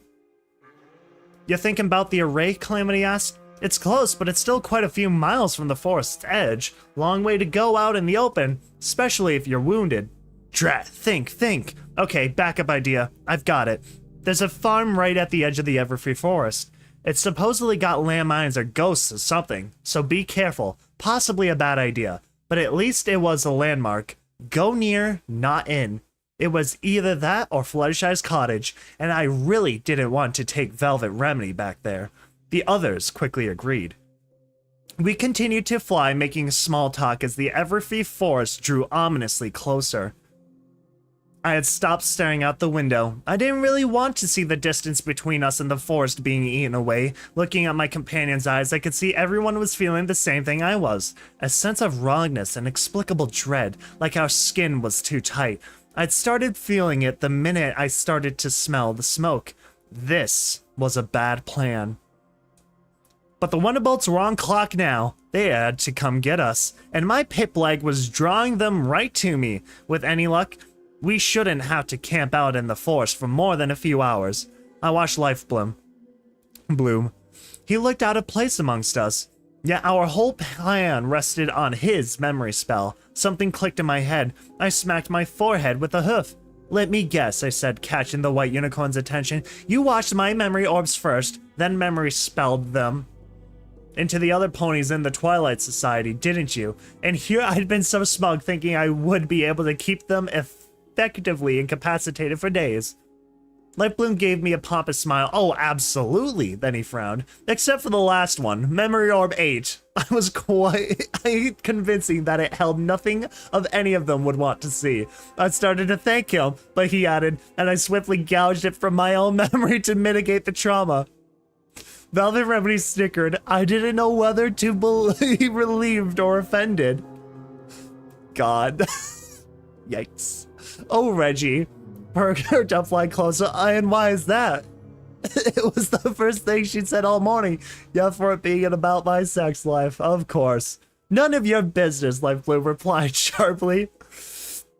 Oh my god, that's hilarious. The unicorn buck moved across the passenger wagon and sat next to me in a soft whisper. He confessed, I meant no offense. Helmich and I have been friends for a long time, and that's not the way I want to think of her.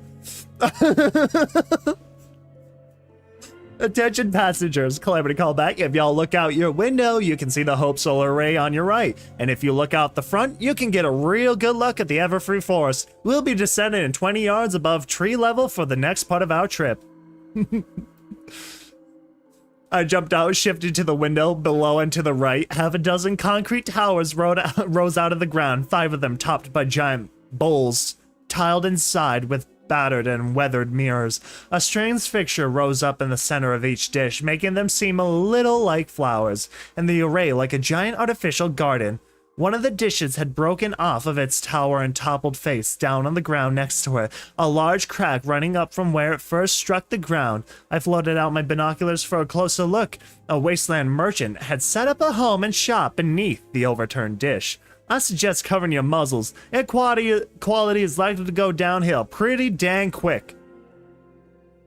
The air grew thick, acrid, and hazy. Velvet Remedy passed me a scarf to wrap around my muzzle for protection. She had been thoughtful enough to purchase enough for everyone. The one she gave Zenith was stripped with red and gold, and simply looked ridiculous. I don't know. Red and gold? Very royalty type colors, very nice looking. We almost made it to the tree line when we heard the cracks of thunder behind us, and I think it goes well with like that zebra armor I think they mentioned earlier, which was, I was pretty sure the colors of red, black, and gold. That Velvet wore. Thunder behind us. Turning around, I saw 5 columns of black smoke crackling with lightning shooting up out of the Hope Solar Array. The Wonderbolts. Oh god, hold on. Calamity yelled and began to flap his wings as hard as he could, pouring on the speed. I enveloped the Sky Bandit in my magic lightning his load as much as possible. They are bad hunters, Zenith complained. They have no stealth. It is as if they want to be seen. They do. Reggie called, catching back up. If they wanted, they could have attacked us the moment we flew over that place. Or before. They're enjoying the chase, I suggested dourly. Dourly. Or they're driving us into the Everfree Forest on purpose, Reggie called back. The haunted farm with all of its exploded bits of dirt was passing below us now. Only they didn't look like they disruptions caused by detonated landmines to me. They looked like the work of hellhounds. Uh-oh. I ran to the back window, staring down at the farm as we passed over. In the yard, partially hidden under a tarp, was an Enclave antenna array. It looked just like the one on the rooftop in Old One. Oh fuck. Oh shoot. I looked back up. The streaks of electrified black smoke had taken a sharp turn and we were headed straight for us, catching up fast.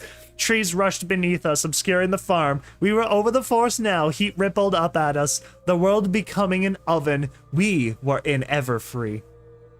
The unnatural sense of dread grew. It was like bugs walking along my bones. The miles between us and the Wonderbolts closed rapidly as more of the forest shot past beneath us. I could see the orange of flames burning across the ground between the trees and along the shores of a river turned gray with ash. What the hell? Something was seriously wrong with this picture. Calamity gave a shout as a cliffside suddenly rose up in front of us. He turned sharply upward, the passenger wagon tilting. Wait, what? Like rocks? Like so there's some earth bending going on here? Wagon tilting steeply. We tumbled We tumbled towards the back, falling towards the glassless back window and the forest below. Zenith splayed out her hooves, catching the edges of the rear window as Lightbloom and I toppled against her. The jolt of panic caused my magic to implode. The sudden weight almost pulled Calamity out of the sky. Blam! One of the Wonderbolts fired a shot. A single shot. Okay, hold on. We gotta go back now. We gotta go back. The big guns are here. Oh god, as it toppled against her, the jolt of panic caused my magic to implode. I read that. Sky Bandit, a matching one in the floor. I heard a strange pop. Calamity heard it too. With the scream of panic, he pulled us over the edge of the cliff, grassy ground appearing closely beneath us before clicking the quick release on his harness without a shout of abandoned wagon. Zenith pulled her legs in and dropped out the back window, followed by Life Bloom and myself. Firelight shot out a side window as Velvet Remedy hurled herself out the door. Zenith hit the gross rolling. I slammed into the forest floor with a graceless thud, small rocks and stiff plants lashing abrasions across my legs under my chin. I skidded to a halt as being going down mostly upward. Velvet Remedy hadn't even hit the ground when the Sky Bandit exploded in a pyrotechnic eruption of wild magic. Oh my god, they're doomed now. They have nowhere else to go. I stumbled to my hooves looking around for my friends. My mouth tasted like wet copper, my legs spasmed. I had bruised all along my stomach and left side, making it hard to breathe. The world canted, throwing me off balance. I fell back to the ground again. Scattered around us were burning hunks of twisted metal. The remains of the Sky Bandit seemed them drove a pang through my heart, like we had lost a dear pet or treasured heirloom. Zenith had landed nearby. She had lost her scarf, but looked otherwise none the worse for having fallen out of a passenger wagon just before the flying bomb lived up to its moniker. The zebra was on her hooves and looking much more steady than I thought I would ever be again. Zenith strode over and helped pull me back to my hooves. A moment later, Calamity swooped overhead. "Where are the others?" I called up to him. "Clearing just ahead," he shouted down to me before zipping ahead. I stumbled forward, my legs threatening to give out. My side protested me, my every step. Just my luck that we had two healers with us now, and neither of them was with me. I just couldn't win. Zenith helped guide me forward, pushing me through the foliage. The heat was oppressive, the smoke choked my lungs, but the fire hadn't made it to this height yet. I was again struck by the sense that something was seriously amiss. I paused looking around, trying to put a hoof on what I was feeling. Nothing. Ouch. When these leafy brands Zenith pushed aside came snapping back across my face. Pushing through the last of the underbrush, I ran into Velvet Remedy's backside. The impact sent me flying back onto the flanks, then all the way down as my forelegs gave out. I stared in front of me between Velvet Remedy's hooves. A fiercely determined bunny rabbit stared back at me. The bunny was made of stone. Beyond the stone bunny, the grassy knoll rose up to where a massive weeping willow twisted and ancient rose above us. The rough bark of the tree was strange, buttery yellow. Blue vines wrapped about its gnarled roots. Its drooping pink leaves swayed in a wind I couldn't feel. The tree was framed by the angry brown sky, choked with smoke. Beyond the tree, the hillside dropped back downward into the fires of the Everfree. Those flames pushed forward by the dark silhouettes of red-eyes griffins, their weapons pouring liquid fire across the ground. Oh my frickin' god. Crud is about to go down. Oh god, no way. Let's see, I said I would do another, so I'm gonna probably do another. 1, 2, 3, 4.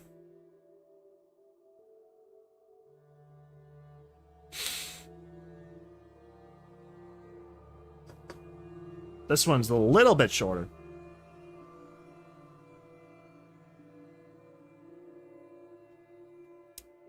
If we're lucky, we'll finish this chapter in an hour and a half.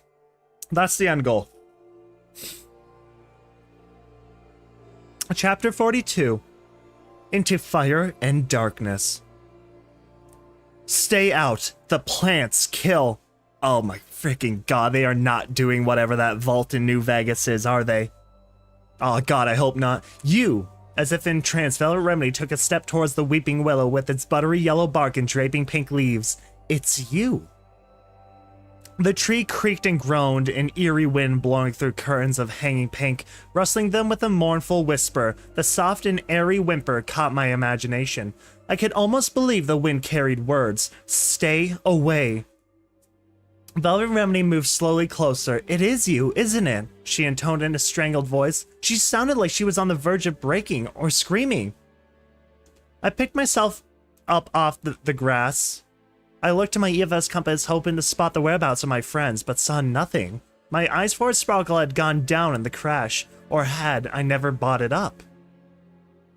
The fatal explosion of the Sky Bandit was still ringing in my ears, and I wasn't thinking straight. Zenith, crouching low, her belly against the grass, crept in the stone bunny, up to the stone bunny. She reached out a tentative hoof and touched it, her hoof pulling back instantly as she had reached out to touch molten lava. The fierce stone bunny statue remained a fierce stone bunny statue. Honestly, given the circumstances, I'd probably retract my hoof or whatever arm. I'd probably pull away from that. You know, in case it's alive. Dude, what if that stone bunny came to life and it had, like, very sharp teeth? That would be freaking horrifying. Like, it just came to life and was an actual monster. We can call them gargoyles. A new type of equestrian wasteland monster.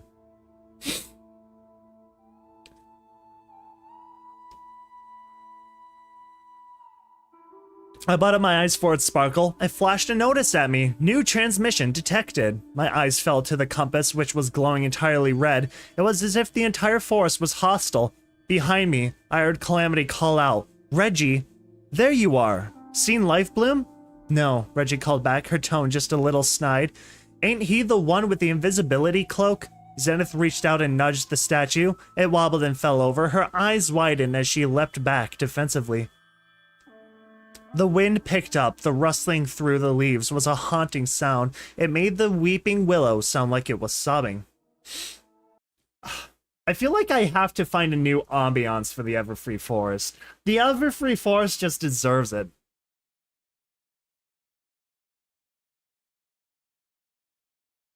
What are we thinking? Jungle? Jungle ambiance?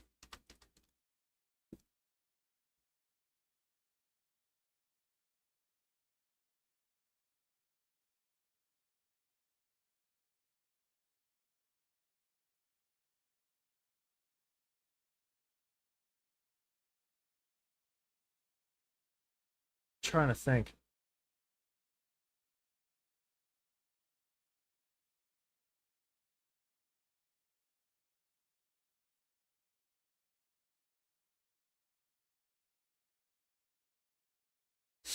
No, that's completely fair.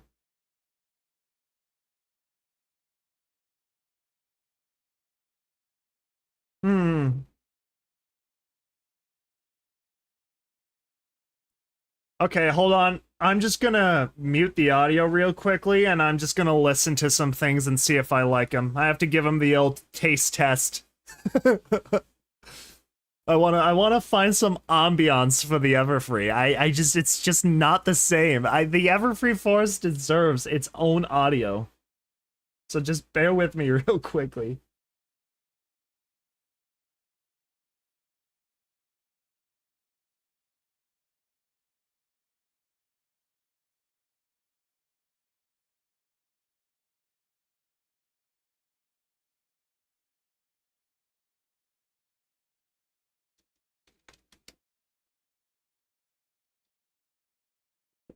At least I think it deserves some ambiance.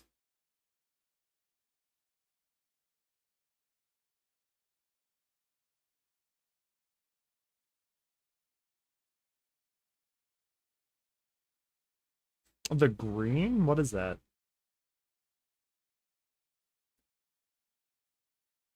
Oh, yeah, yeah, no, I got you. I know what...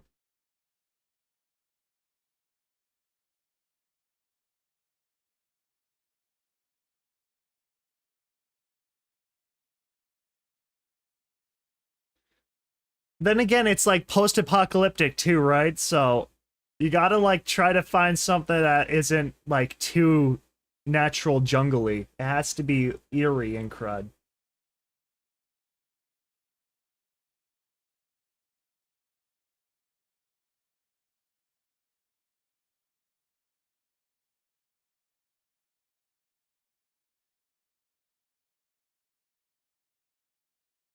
Plus, this is a good way for me to take a little breather real quickly, so...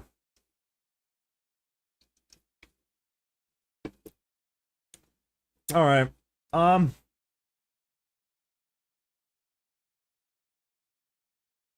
no idea.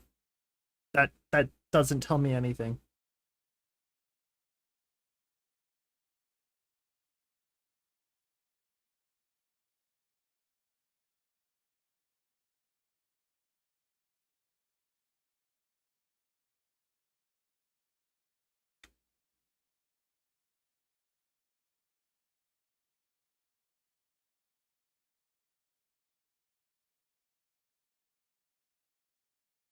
Alright, I think I'll just do this one.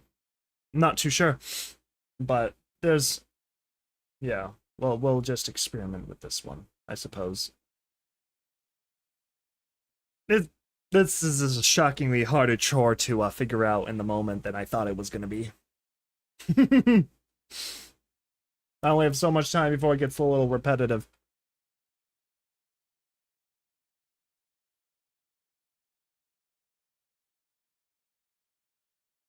Let's just do something like that, I suppose.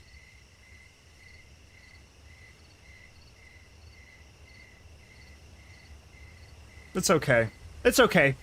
It'll work. It'll work itself out. No, Reggie called back, her tone just a little snide. Ain't he the one with the invisibility cloak? Zenith reached out and nudged the statue. It wobbled and fell over. Her eyes widened and she leaped back defensively. The wind picked up. The rustling through the leaves was a haunting sound. It made the weeping willow sound like it was sobbing. How? How can this be you? Velvet asked, her voice almost childlike now. Is the Force manipulating Velvet? Or does she think the tree is literally Fluttershy? Did Fluttershy become a tree? I don't think I recall knowing how she died. Zenith stood up, approaching the fallen bunny statue. With a strangely sad look on her face, she leaned her head down and picked it up in her teeth, sitting it back upright. Doom bunny, she said finally, turned to stone by a cockatrice. A worthy end for a worthy opponent. Doom bunny. Only a cockatrice can reverse its own magic, I remembered. The only one who stoned Fluttershy's pet had surely died. If only of old age, lifetimes ago. He had stood guard here, unmoving, unwavering stone. Zenith bowed to Angel. Ooh, classic. Timberwolves.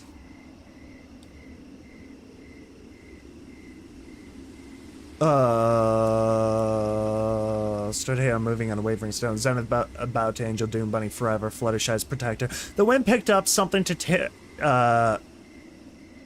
at the tree. The ghostly moans of its branches filled with misery and infinite sorrow. I'm here, Life Bloom called out. Oh, God, if there's gonna be a lot of those regularly, that's gonna be a problem for me. I wish we got some Timberwolves. If they got jumped by some wolves in the woods, I'm gonna love that. But if that happens way too often, though, then I'm gonna have to just stop that.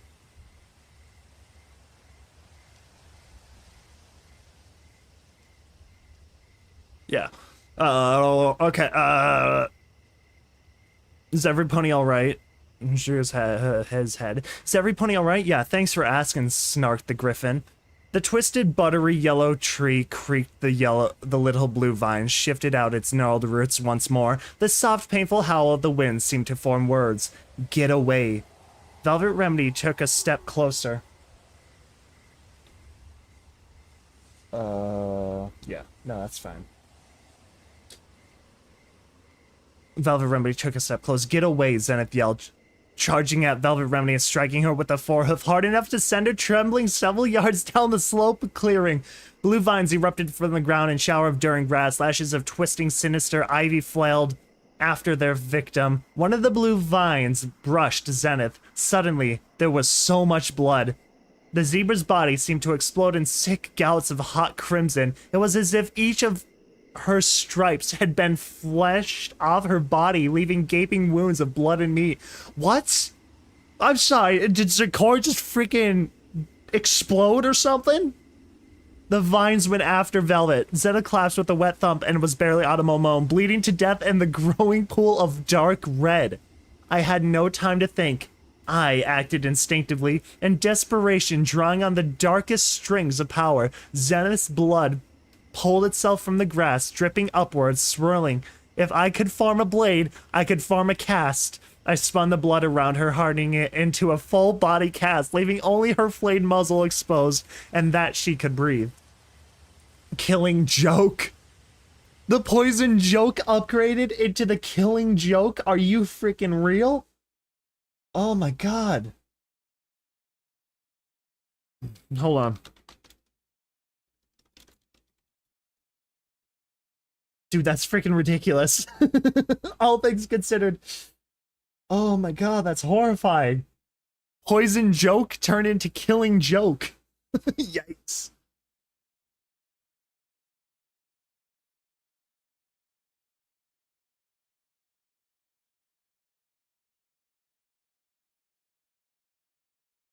Hold on, bear with me. Sorry, I went to find a different audio thing.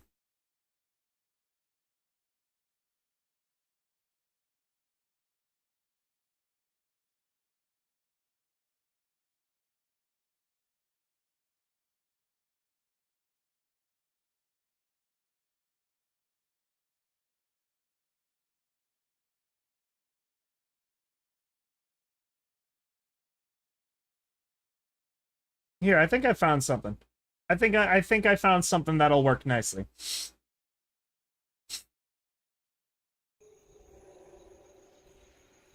That sounds like the Everfree to me.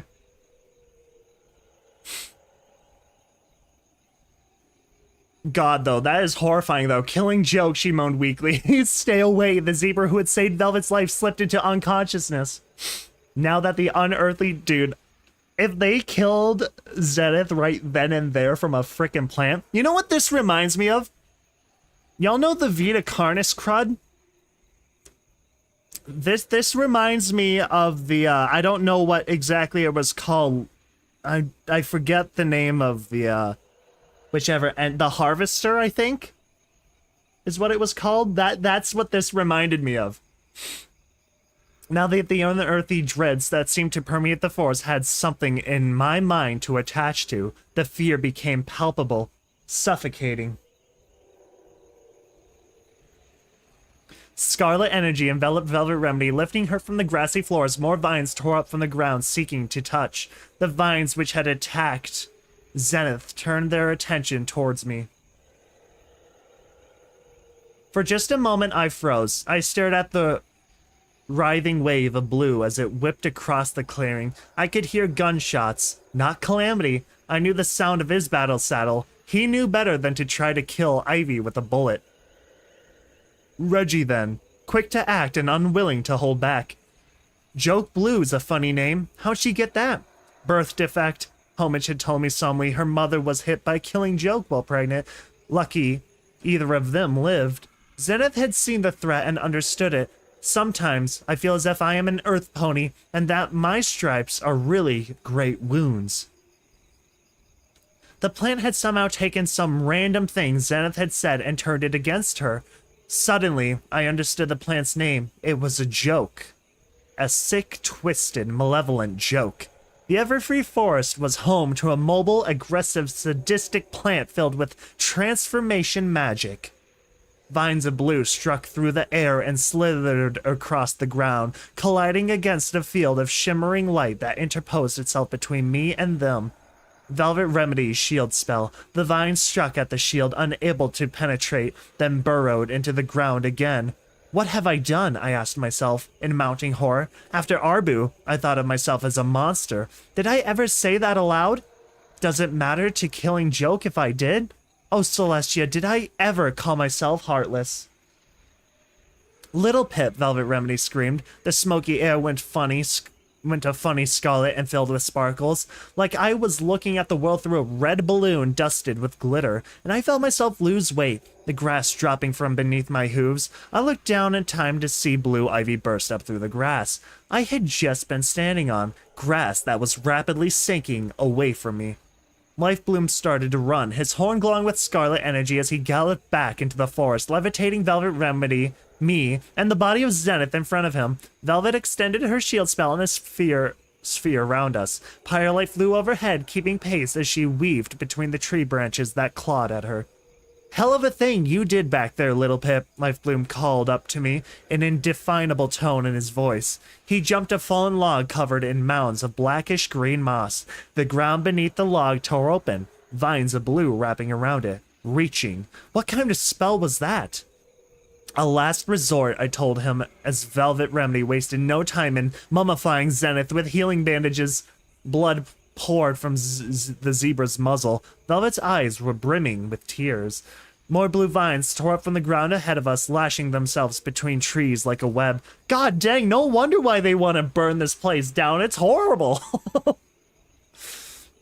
Oh, God, I got this, Reggie shouted, shooting forward. She had holstered hip pistols and was holding Cage's hellhound's claw knives in her talons.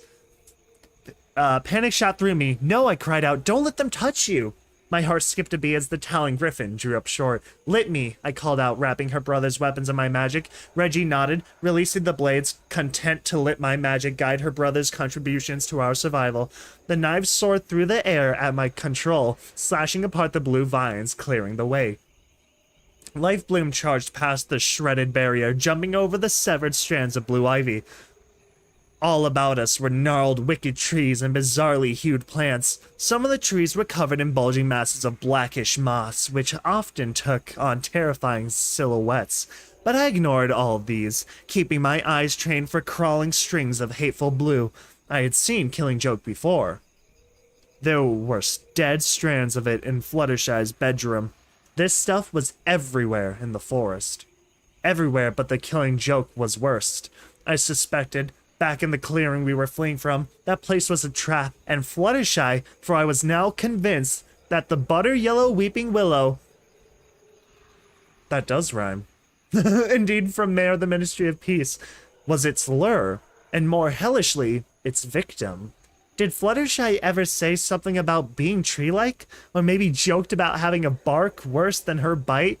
Fuck, maybe she just said she wanted to leave. Dark branches whipped past us. The smoke was getting thicker. Life Bloom coughed, slowing as a change in the wind brought rolling waves of heat. We were headed towards the fire. I could see the bright flickers of orange between the thick trees in the depth of the forest ahead of us. We can't go this way, Reggie called out as I floated, Cage's knives back to her. Life Bloom started to change direction. 3 plumes of black cloud shot past us overhead, lightning crackling across the smoky contrails. I watched as the Wonderbolts flew past us and then split apart and started back. Ah, hell, Calamity Mode, kicking the lever on his battle saddle to switch ammunition. Least stealthy assassins ever. Only they weren't assassins, were they? No pony had called them that except the ponies in my head, and she was trying to force them into the wrong frame. No, the Wonderbolts weren't stealthy. But then, when had the Enclave ever been subtle? Stealth was not the Enclave's way.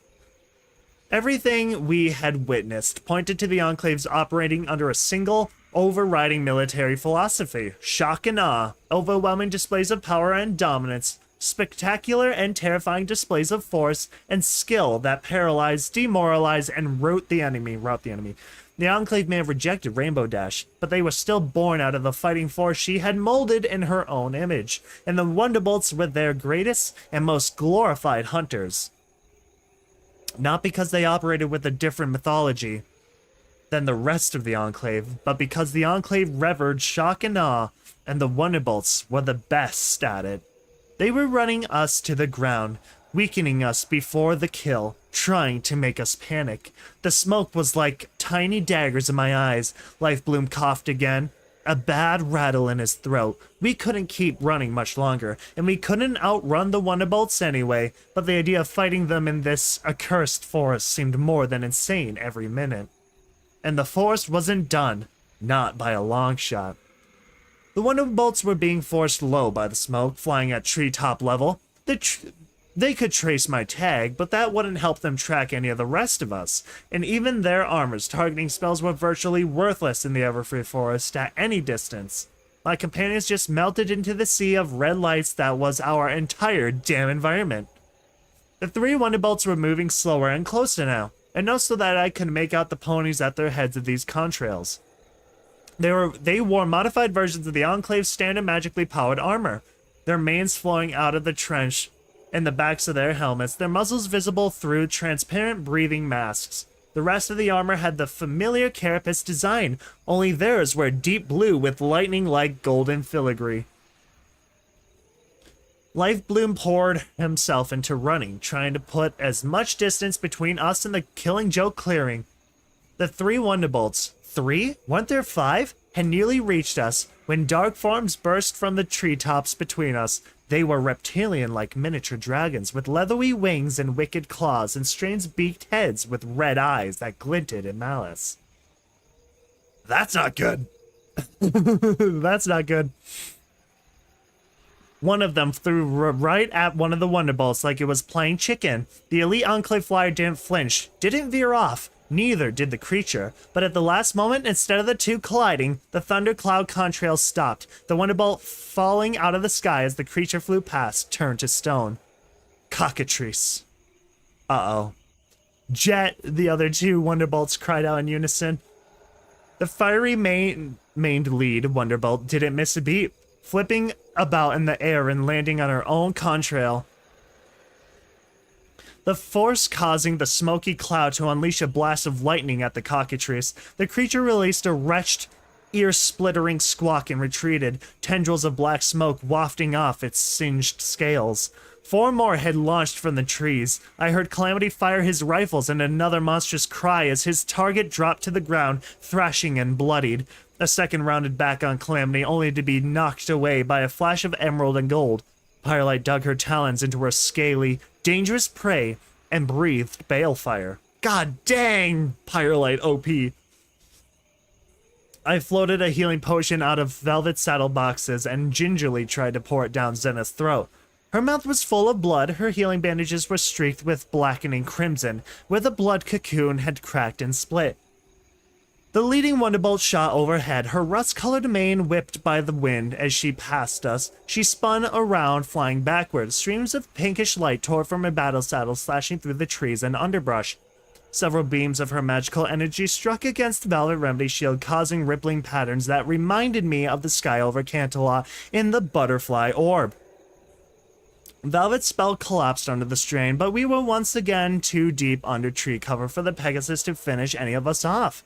With the shield down, we were blanketed by the ominous crackling and heat of the fires ahead. Reggie had her guns out, firing bullets at 2 of the cockatrices simultaneously.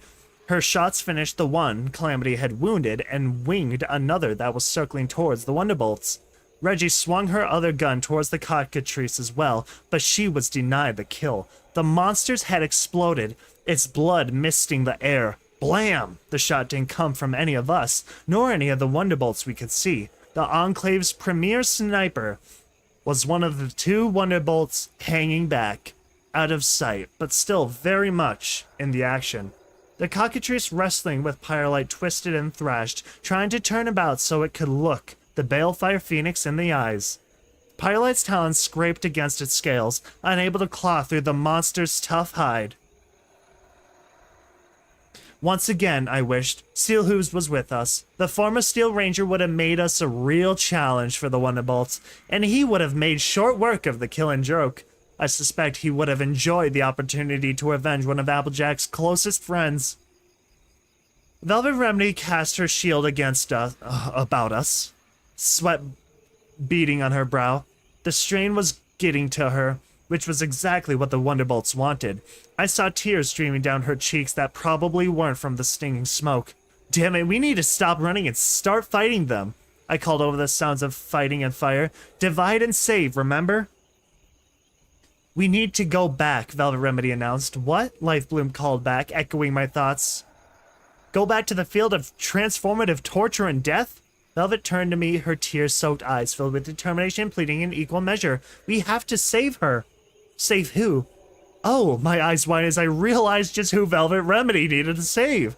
The music of magical energy discharges wrenched my attention upward. As we passed between trees, I caught a glimpse of Calamity, Pegasus fighting with the fiery-maned Wonderbolt. Scorch marks covered Calamity's barding and battle saddle. His left hind leg was curled up under him like it was in pain, but the Enclave elite had yet to consummate a fatal shot. She was excessively better flyer, swooping rings around him, anticipating his every pitch and yaw. But the forest played havoc with Sats, and without her armor's targeting spell, she had nowhere near Calamity's caliber of marksmanship. Fortunately for the Wonderbolt, Calamity didn't want to kill her. I knew he was just trying to draw her away from the rest, somewhere where Velvet Remedy or Lightbloom could strike her down with the spell. A flying ball of thrashing scales and feathers shot through the forest past us. The cockatrice finally managed to pull itself free from Pyrelight, twisting about to turn its petrifying stare into Pyrelight's face. Pyrelight let out a blast of balefire, melting the creature's eyes away and boiling its brain. Savage. I was trying to pour a second healing potion into Zenith's mouth. Her muzzle had stopped bleeding, scabbing over like skin of dark crimson leather. Her breathing was ragged, but less so, I thought, than a moment ago. The ground exploded underneath Lifebloom. Horrifying, pain-soaked memories of Steelhoof's death flashed through my mind as the Hellhound erupted from the ground beneath Lifebloom. The Hellhound's timing was a fraction off, his helmet slamming into the Lifebloom's underbelly, thrusting the unicorn upwards as the Hellhound's huge claws slashed at empty air. Lifebloom's magic imploded, dropping us as the pony rolled down the back of the Hellhound's armored vest, collapsing on the broken ground behind him, stunned. I lashed out with my own telekinesis, enveloping Zenith's unconscious form, keeping her from hitting the ground even as I slammed into the nest of fronds. On the forest floor, one of the plants slapped me across the eyes. I winced, one eye closed from the pain, and pivoted to look back.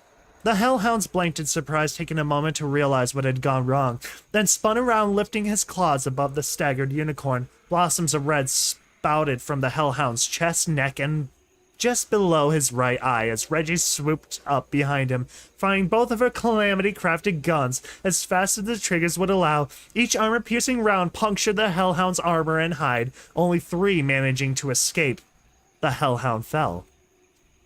Zenith's body had come down in the ferns in front of me, but gently thanks to my magic, I didn't know where Velvet Remedy had landed. The crack of the Wonderbolt's sniper split the sky. I hoped that Pegasus had been aiming at a cockatrice. 3 more helmeted hellhounds tore themselves up from the ground about 10 yards away and began charging towards us. Loping on all fours, magical energy rifles strapped to their backs. I felt the earth tremble beneath me. Ground might tremble a bit, but that's all the warning y'all will get before they rend you apart. My heart stopped. There was a hellhound right beneath me. I wasn't dead yet. In the time it took me to think that, I should have been. Lifebloom shook himself off and began running towards me. I thought I heard Velvet Remedy doing the same. Overhead, a Pyrelight had abandoned her kill and was circling through the trees looking for her favorite unicorn.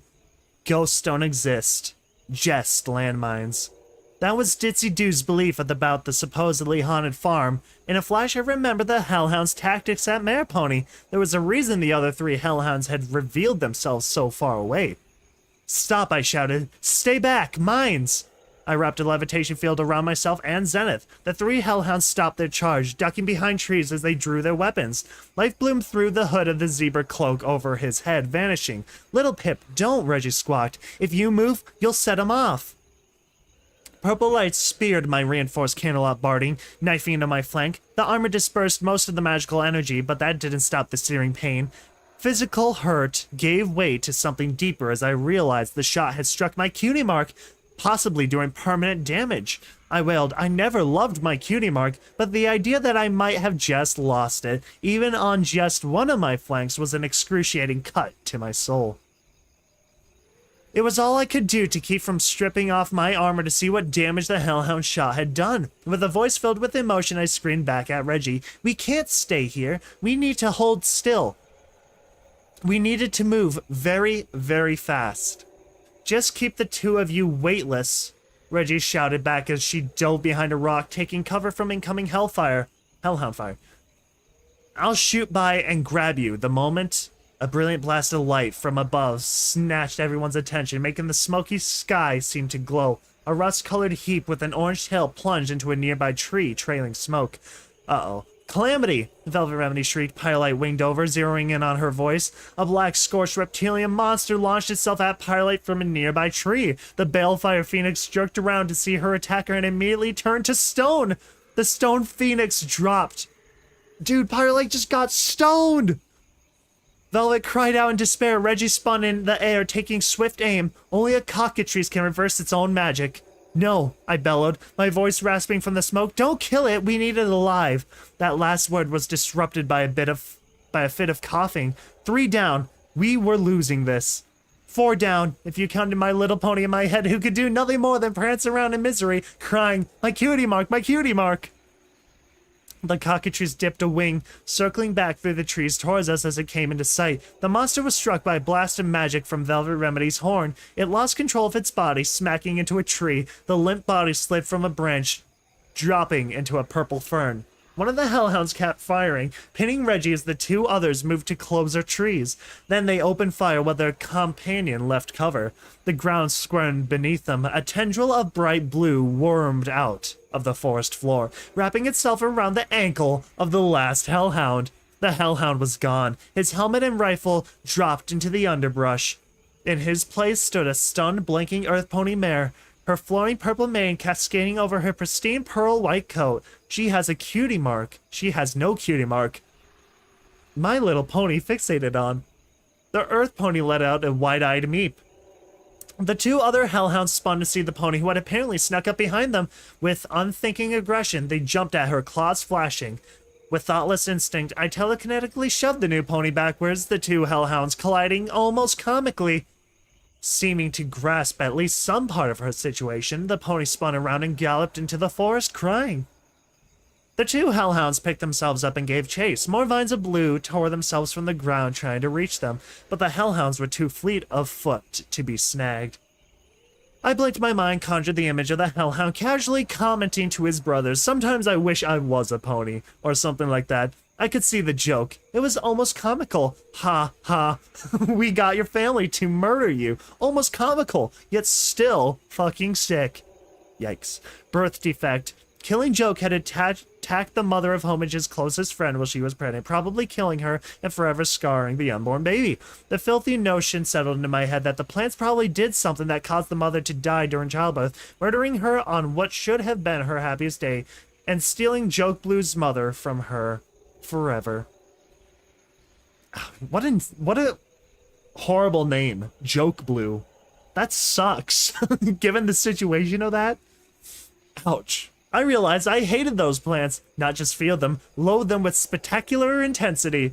I felt myself yanked away, Reggie's talons digging at my barding, Zenith and her other clawed grip being held by her saddle pouch. The ground shot below me in a blur just before it erupted in paroxysm of melting magical energy. Reggie set us down a dozen yards beyond the magical firestorm. Life Bloom appeared almost immediately, his horn glowing as he began to cast magical spells over Zenith. I realized we had completely lost track of the Wonderbolts. This is bad, I moaned. What were they doing? Why weren't they pressing their assaults? You will fix her, Velvet Remedy growled, threatening to strangle the barely conscious cockatrice wrapped in her magic as she thrust it towards pyrite-shaped stone half embedded in the forest floor. The cockatrice let out a plaintive squawk. Pyrite's body slowly became flesh and feathers again, the stone seeming to wash away. Don't you let that rascal go. Calamity dropped out of his tree with a groan. His coat was singed and burning away in places, revealing red and blistered skin. His hat was half burned, and the remains of his mane was still smoldering. My dearest friend was in agony. My nerves cried out in sympathetic pain at the sight. I covered my mouth as I gasped. Fucker weaponized the Buccaneer Blaze. Calamity complained through gritted teeth as Velvet galloped to him, giving the suspected minefield as little of berth as she thought safe. The cockatrice hauled behind her. The heat from the fires was oppressive against my own coat and flesh. I couldn't imagine how much it must be aggravating Calamity's wounds.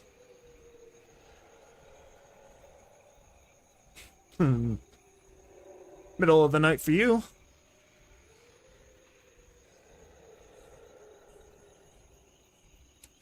Gingerly, as if stepping closer to him could cause more pain, I approached Calamity. Are you? I stopped before asking Equestria's dumbest question. Instead, I turned to Velvet.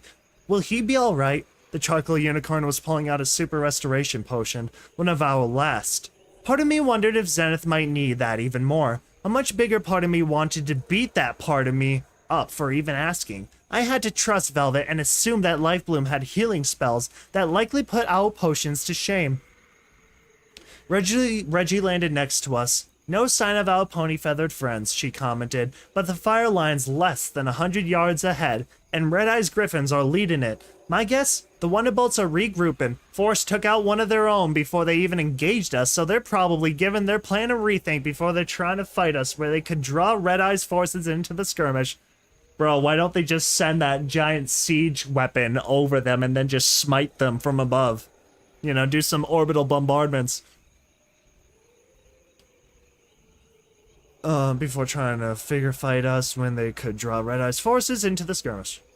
Thanks Celestia, we needed the break, even if it was going to be very short-lived. But more than that, we needed to get somewhere safe. The heat was draining our strength almost as much as the fighting. The smoke was burning my eyes and throat, making it hard to breathe. Our struggle against the Wonderbolts had become a three-way battle, and the Everfree Forest was winning. I really wanted to walk up to them, waving a flag of truce and calling out, "Hello, look, I know we both decided to do this thing in the Everfree Forest, hoping we could use the environment against each other and all that, but we were clearly stupid. Think maybe we'd call it a timeout until we all get away from the pony-murdering woods." Obviously, that wasn't gonna happen. They didn't need help getting out of the Everfree Forest. All they had to do was fly up. Hell, if they wanted to, they could probably just wait us out. Maybe that's why they didn't see them anymore. They had figured that out themselves. Fuck. The ground shimmered beneath us. Velvet Remedy had spread her shield spell over the patch of ground beneath all of us, creating a barrier to protect us from the killing joke. So far, it hadn't tried to attack us again. Lifebloom suggested that the detonation of the mines might have scared it off. Although he didn't put it in those terms. Something about them finding targets by sensing vibrations and whatnot. My own wild theory was that the plant was slithering away from the approaching fire line. The wind had shifted again, blowing the fires away from us. But the flames looked another 10 yards closer. And we could occasionally hear the shouts of Red-Eye's forest burners. Even working against the wind, they'd make Flutter Tree by nightfall. They'd make Flutter Tree. Flutter Tree. Those horrible vines, Velvet Remedy whimpered, holding on to me. I was fighting a strong urge to push her back, strip out my armor, and check my flank. But Velvet needed to be held, and I knew that if my cutie mark had been damaged by magical energy, no amount of looking was going to help. Velvet was more important. My friends were more important. And did I really want to know? They trapped her up there, high on the hill, where she could see what happened to her Equestria as it was poisoned and destroyed. Her tear-filled eyes stared into mine. Pip, they made her watch. I hugged the kind unicorn who had once been my idol and had become one of my dearest friends. I couldn't bring myself to mention my own heartbreaking suspicions that for centuries, the Killing Joke had used her as bait, luring victims to the clearing and torturing them in front of her. It was intentional cruelty, I was sure of it. How could plants be so vile? They're torturing her, torturing Fluttershy. Velvet buried her head against my neck. I held her, not knowing what else to do. Is that real Fluttershy, or is that just a tree that looked like might bear the same color scheme? Not far away, a heavily bandaged and medicated Calamity was morbidly instructing Reggie to cut the paws off the hellhound she had killed. We might be able to use those claws. The Pegasus sent a glance our way. He should be the one holding Velvet, not me. But even touching him would cause him searing pain. The thought pulled my attention to the burning in my own flank, a biting pain that I was doing my best to ignore.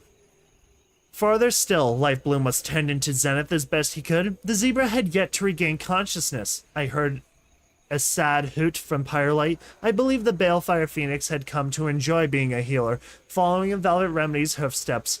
But unlike Ditsy Doo or Steelhooves, neither Zenith nor Calamity would find their health restored by Pyrolight's radiating on them. Instead, she stood guard over the bound and blindfolded cockatrice Velvet's prisoner. "We have to save her, little Pip," Velvet sobbed, pulling back, shaking me. "We have to." I fished for something to tell her. I wanted to save Fluttershy too, but how? How do you save a tree? If anything, the approaching fires might be the mercy. Honestly, did Fluttershy become a victim of swamp fever? I'm struggling to piece together what the heck just happened with that Flutter Tree. "We'll do whatever we can," I promised her, leaving quiet the caveat of not being able to do anything. Life Bloom stood up, staring down at what was hardly recognizable as a zebra. She's in bad shape, but she's stable, and that's more than I would have expected. He looked back at me. That last resort of yours saved her life. With a frown, he added, but she's in a coma. At best, it's going to be up to her whether she wakes up. And at worst? Calamity asked. At worst? Life Bloom paused, looking at us, judging how much to say. I have a spell. Think of it as the opposites of Velvet's bone regrowing spell. Oh god. Yikes. Reverse of the bone growing spell. Oh, I hate that. Several of us nodded. Velvet tensed against me. I may have had to use it to relieve the pressure in her skull by dissolving part of it. Almost unnecessarily, he added, and that is risky. Velvet and I silently turned our heads to gaze upon Zenith. Her bandages were completely soaked in blood, the crimson life drying into a blackish shade that made her look into pony-shaped bruise on the earth. My eyes shifted to Velvet. She knew how much better than I did what realities hid behind Life Bloom's diagnosis. All I knew was that it was very bad, and we might not have Zenith with us much longer. More than ever, I wanted to see her return home, to Glyphmark, to be with her daughter, to help and aid her tribe, teaching them medicines and survival skills, and... A memory flittered through my mind. I halted my train of thought, focusing on it, trying to grasp the fragment of the past that had just shaken loose. Finishing her grisly work, Reggie slammed one of her brother's knives through the shield and into the ground, the clawed blade sinking up to the hilt. It should be Cage here, not me. Before any of us could misconstrue her statement, she looked up, her face etched with sadness. Not kindness. Definitely not freaking, not kindness for sure. God. She looked up, her face etched with sadness. Cage was better at all this fucked up wilderness crap. Regina's voice was damp with nostalgia. Cage actually wanted to study this shit. If I'd have let him have his way, we'd be on tour to all the most fucked up parts of Equestria. Splendid Valley, Canterlot, Whitetail Wood, and of course the ever-fucked forest. Ever-fucked forest. Did a subtle high note there. The memory seemed to dissolve even as my mind grasped for it. I stomped the ground in frustration. I was sure it had been important. Little Pip, Velvet queried. Sighing inwardly at the loss, I turned to Reggie. I'm sorry about Cage. The griffin didn't look at me. You already said that, she said crossly. Whitetail Wood? Velvet Remedy asked, picking up on the one name we hadn't heard before, asking more for Regina's sake than her own curiosity. A smirk crawled across Reggie's beak. Yeah, Cage used to call it the most poisoned place in Equestria. I think came to look for that, Calamity mumbled. We turned to see our Pegasus companion, half mummified, wind blowing at the trailing strands of gauze, standing in a patch of fronds. The ponified hellhounds dropped energy rifles clutched between his teeth. Dude, I seriously wonder where this plot's going to go. Are they gonna, like, try to side with Red Eye? Because they aren't going to be able to survive in the Everfree Forest with this many injured party members. It is not going to end well. So something tells me they are going to have to, like, side with Red Eye. And then fight the Enclave with them or something. And then everything will work itself out or something. Something's going to happen.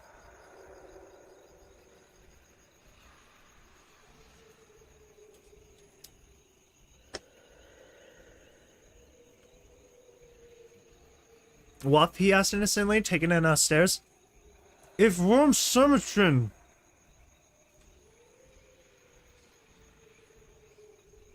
Yep. Wait, what? The ponified hellhounds dropped energy rifle clutched between his teeth. I rolled my eyes next to me. Velvet Remedy stifled a laugh. Canterlot's unique, Reggie told Calamity. Well, was. Whitetail Wood's poison is just excessive. The adolescent Griffin gave a slight smiling shrug that admitted she didn't really know. That's what Cage said, anyway. The griffin pulled Cage's knife out of the ground, wiping it off and slipping it back into her belt with its twin. Her eyes turned once again to the corpse of the hellhound she had just dismembered. "Hey, check this out," Reggie called out, holding the dead hellhound's helmet in her talons. I slipped away from Velvet as I approached. I could faintly hear some sort of throbbing hum coming from the helmet. Crap. When I'd first brought up my eyes for a sparkle, my Pip-Bug had notified me of an unfamiliar broadcast slipping in my ear bloom. I switched to a new frequency. My ear was met with a strange pulsing hum, throbbing in time to the— oh no. The Enclave has freaking controlling them. Over the hum were other notes, an odd chorus of artificial sound that cycled the disharmonious patterns. The underlying oscillation reminded me starkly of the Enclave array in Old Onay. God damn, that's what I was afraid of. Lens flare, also top as class, focused in Arcanatech, Calamity had said. The Wonderbolts were using magically laced sound to control the Hellhounds. This was the other beat of the Wonderbolts' plan. They knew we were expecting them to attack from above, not below. It's just screwed from all sides. That is not good. I told the others what this meant. Then we've got to get back to that farm, Reggie said. Take out the transmitter. Calamity split up the magical rifle, or, you know, just take their helmets off. Yes, because they will be free-willed, hyper-aggressive creatures who have just suffered mind control at the hooves of ponies, like Bloom pointed out serenely, far less dangerous. Well, my plan sucked again. Calamity shook his head, staring at the grass beneath the shimmering shield. I couldn't wait another minute. Little Pip Velvet gasped, "What are you doing?" Stripping out of my armor to look at my cutie mark. That's what I was doing. And I had never gotten undressed so frantically. I bucked away my armored barding, craning my neck to see my flank. No, my coat had burned, my flesh had warped and bubbled, twisting like a corkscrew. The cruel, destructive magical energy had pierced my barding just below my cutie mark, devouring nearly half of the cute little pip buck on my flank. Well, at least it's not the whole thing. No, I didn't scream. I felt I should have, but it was like a rusty hook had been plunged into my gut and torn back out, eviscerating my emotions, leaving a gaping black pain that was beyond loss. The feeling wasn't rational. I knew I still had my cutie mark on the other flank, but I couldn't engage that part of my brain. I heard Velvet Remedy gasp. She sounded strangely distant, gritting his teeth against his own agony. Calamity stepped towards me. Little Pip, he began, wanting to say whatever the fuck he thought would help, but I swung a hoof at him, making him back away. Don't you dare tell me how cutie marks don't matter, I hissed. Calamity didn't deserve that, but I couldn't push through my own grief enough to care. The wasteland had attacked me, body and soul, carved me up. The taint had twisted me up inside, changed me. I regrew a leg. Then there was a pip leg and whatever else the pink cloud had done to me.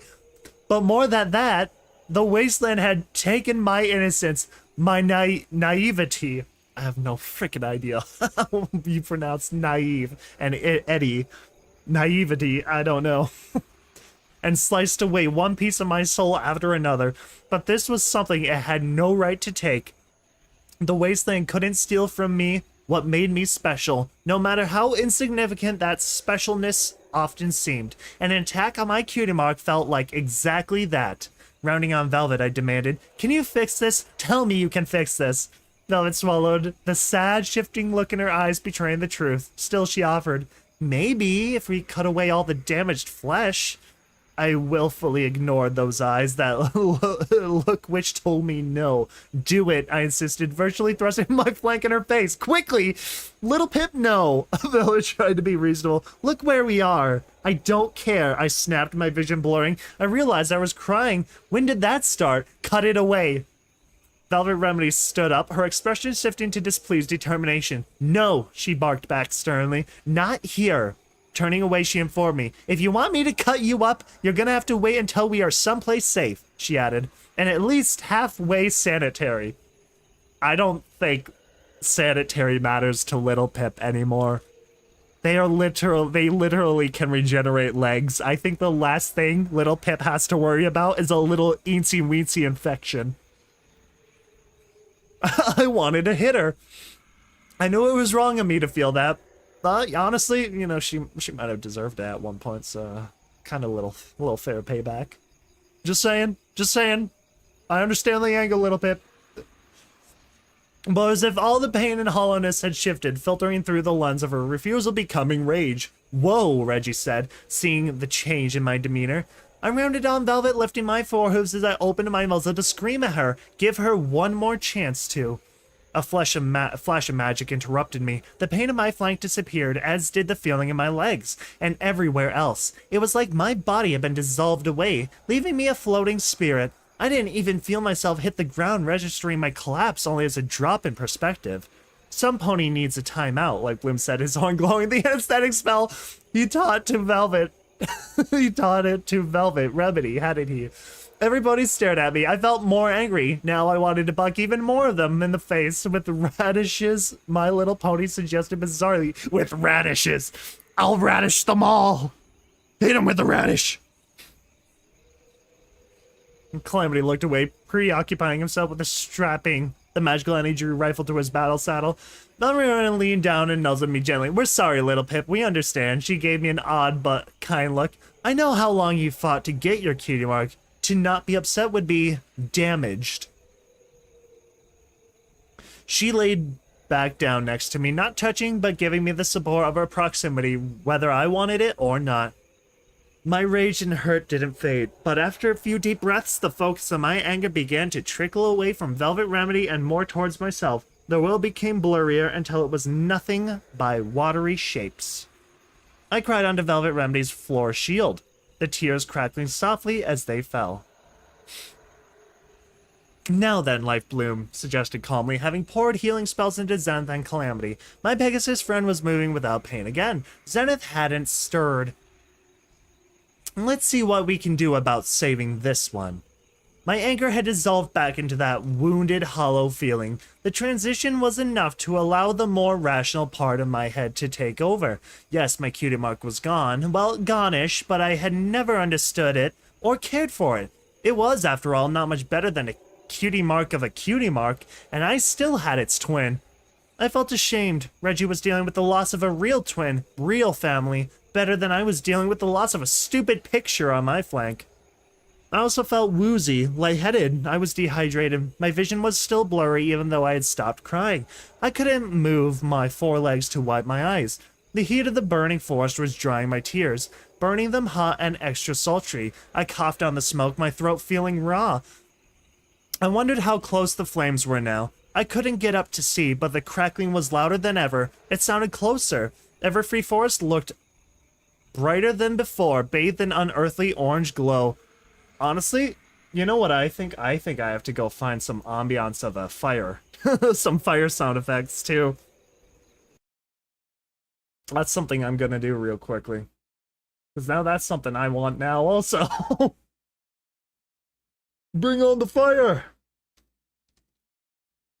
What the heck? Oh, what the? What?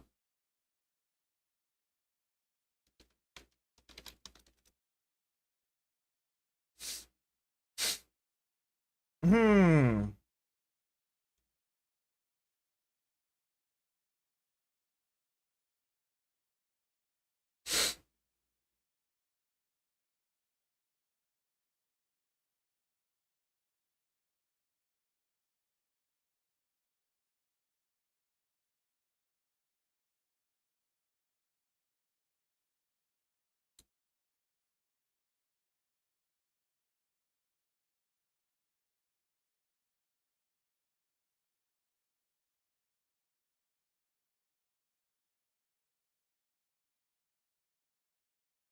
Bear with me.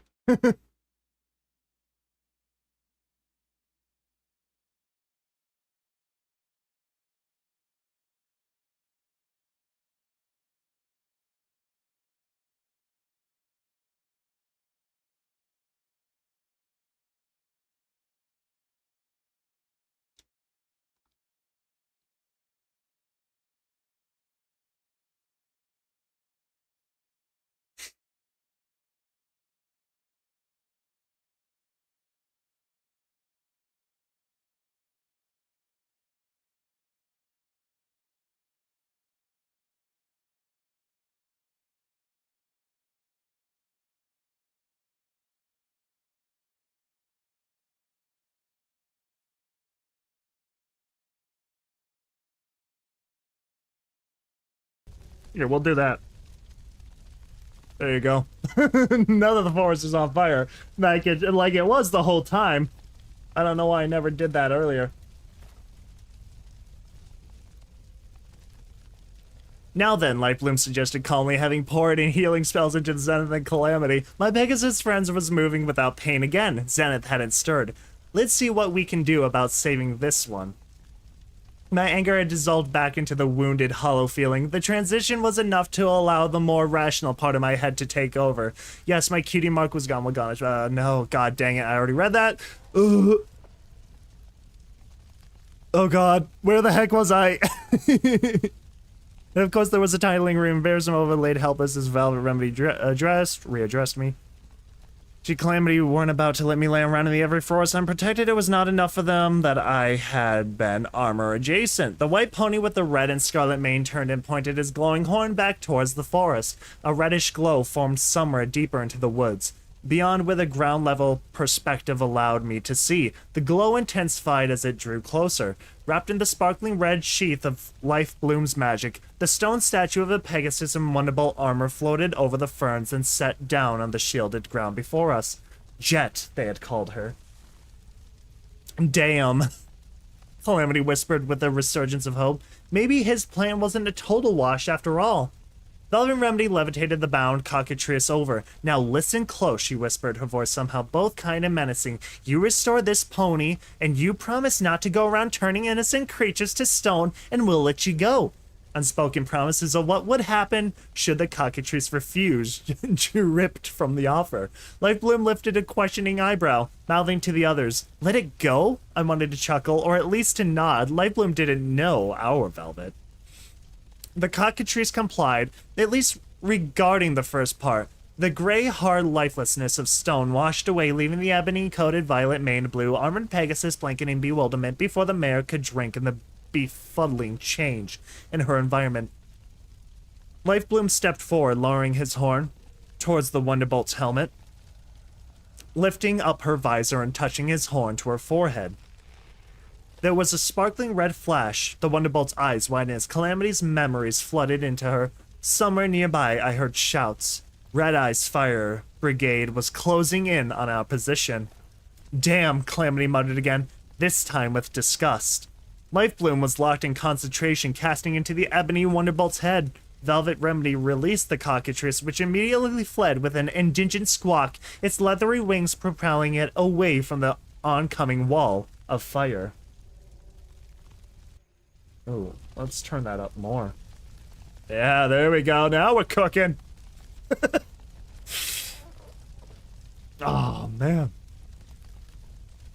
Regina took to the air only to drop back to the ground almost instantly after clearing the treetops. Pipsqueak? Little Pip, I corrected, my name strangely slurred from my muzzle where I couldn't feel my tongue. That tag thing the Wonderbolts are following you with? Gotta reckon they got the tags for each other, right? I didn't think I liked where Reggie's too casual speculation was headed. What you bet when their girl down there gone on stonified, they all got some sort of signal? Oh fuck. Both Red Ice forces and the Wonderbolts were going to come down on this spot in minutes. We needed to move. I needed to move. Lifting a hoof would be a good start. The glow around Lightbloom's horn faded. The memory spell complete. Lightbloom staggered back, wiping sweat from his forehead. And Twilight Sparkle could do that at least 5 times in one day? He asked weakly. Jet stood blinking, shaking herself off. The ebony Wonderbolt stared at us, her eyes wide, her face openly displaying her internal conflict, expressions of confusion, dismay, and revulsion chasing each other across her features. The few we could really see. The Wonderbolt mare spread her wings and, without a word, fled. Well, shucks, Calamity said, staring at the empty space Jet had filled moments ago. I reckon I was being a silly pony to hope she'd jump to our side. To join our side. Honestly, hey, that's what I said. Realistically, I don't think that'd work. She didn't attack us, I pointed out. That's something. Great, somebody grab your mastermind and your zebra, and let's get out of here. Reggie growled, chuckling the load on her guns. She launched herself into the air, clearing the treetops and nearly colliding with one of the 4 Pegasus-tipped thundercloud contrails that rippled the sky overhead. Too late. The Rustmane Wonderbolt cartwheeled in the air as she flew past Regina, firing a spray of pinkish light that bombarded Regina. The light seeming to explode on contact with the griffin, Regina crashed back into a treetop. I found myself engulfed in the magical field, the color of Velvet Remedy's Nightingale cutie mark. If I lose both my cutie marks, the pony in my head mused worthlessly, will my magic change color? Velvet Remedy floated me off the ground, her shielding spell dissipating, and began to run. Life Bloom broke into a gallop behind her, floating Zenith ahead of him. He quickly overtook us faster runner than Velvet, and floated Zenith's seemingly lifeless body carefully onto Velvet's back as he passed. I saw his red scarlet tail running in front of us, just for a moment streaming out from beneath his cloak. Then he vanished. I twitched. Life Bloom's spell was fading. I was beginning to feel my body again. I swung my pip leg, my movements less like a pony and more like a ragdoll, the sort that would come with its own notepad and quill. A little voice told me. Fumbling, I marked on my pip leg's automat where Reggie's had fallen. We'd come back for her, I swore, before the day was out, but right now, we were just trying to get some distance between us and the fire. A cloaked figure appeared amongst the trees ahead of us. At first, all I saw was the zebra stealth cloak, and I wondered why Life Bloom had stopped and turned. Then the shape under the cloak was all wrong. My heart skipped a beat. The figure rose up, the hood of the cloak falling back down to reveal the helmeted head of a white-furred hellhound. He raised his magical energy cannon towards us, aiming down the sight with one of his alien-looking red eyes. A sure sign of albinism. Be smart, and touched the trigger. The albino hellhound shot went wild, a crackling ball of unstable energy that arched upwards maybe a dozen yards before exploding into an omnidirectional spray of magical flak. As the still invisible Life Bloom barreled into him, horn first, even a full gallop, Life Bloom didn't have the strength to penetrate the toughened hide beneath the hellhound's fur, but his momentum sent the monster flying backwards, tumbling and sprawling. Life Bloom hadn't ended the charge particularly gracefully either. He was on his back, hood down and cloak bunched up around his neck, kicking his legs in the air in embarrassment and an almost perverse position. The Wonderbolts flew back overhead, splitting off in different directions. The Wonderbolt mare with the rust-colored mane shot straight up. Life Bloom rolled over, struggling to get to his hooves, getting tripped up by the cloak. The albino hellhound was faster, flipping back onto his feet and diving for where his magical flak cannon fell. I couldn't move properly, but I was far from helpless. Little Macintosh floated out in front of me as I took aim. My god, I cannot speak or read today. As I took aim at the hellhound through the trusty revolver scope, without sats hitting an erratically moving target was damn hard, but I wasn't fresh out of the stable anymore. I had lots of practice. Blam, blam, blam. I missed the hellhound, two of my shots going completely wild. The third struck his magical weapon just as he was drawing it up. The hellhound was either acting faster than he was thinking, or he hadn't noticed the hit. He aimed the cannon at Velvet Remedy, pulling the trigger. The gun began to crackle, engulfed in a sheath of unstable energy. The hellhound hurled it as far from himself as he could, the magical flak cannon landing in the grove of grotesquely moss-covered trees and purple ferns. It cartwheeled, bouncing through the fronds. My gosh. Crack, proom. Flashing blades of solid magic sliced past me. One struck through Velvet's mane, sending tufts of white flying. But blind luck and the forest shielded us. The explosion shredded several trees, but mercifully claimed no pony victims. Break, shouted Calamity. Scatter! Velvet canted and shifting her gallop in a new direction, drawing me away from the others. I looked back, glimpsing. Life Bloom Hood finally made it back onto his hooves, sprinting in the opposite direction. Something blue shot down out of the sky.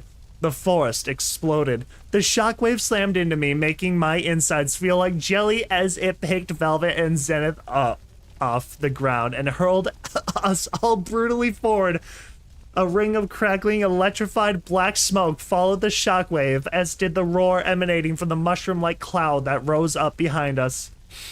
This is not good. This is all bad. My whole body felt bruised even before I slammed into the ground. I thank the goddess that Velvet had put my reinforced candelabra barding back on. The Wonderbolt shot out of the mushroom cloud, opening fire on her downed opponents. The air between us filled with beams of frantic pinkish light. Biting back a moan, I rolled behind the splintered remains of one of the flax-shredded trees, taking cover. As the Wonderbolt shot past us, I realized to my dismay that the explosion hadn't even been a weapon. It was an aerial maneuver. But how? I knew that Pegasi and possibly even Earth ponies had their own inherent magics. Well, duh, have you met Pinkie Pie?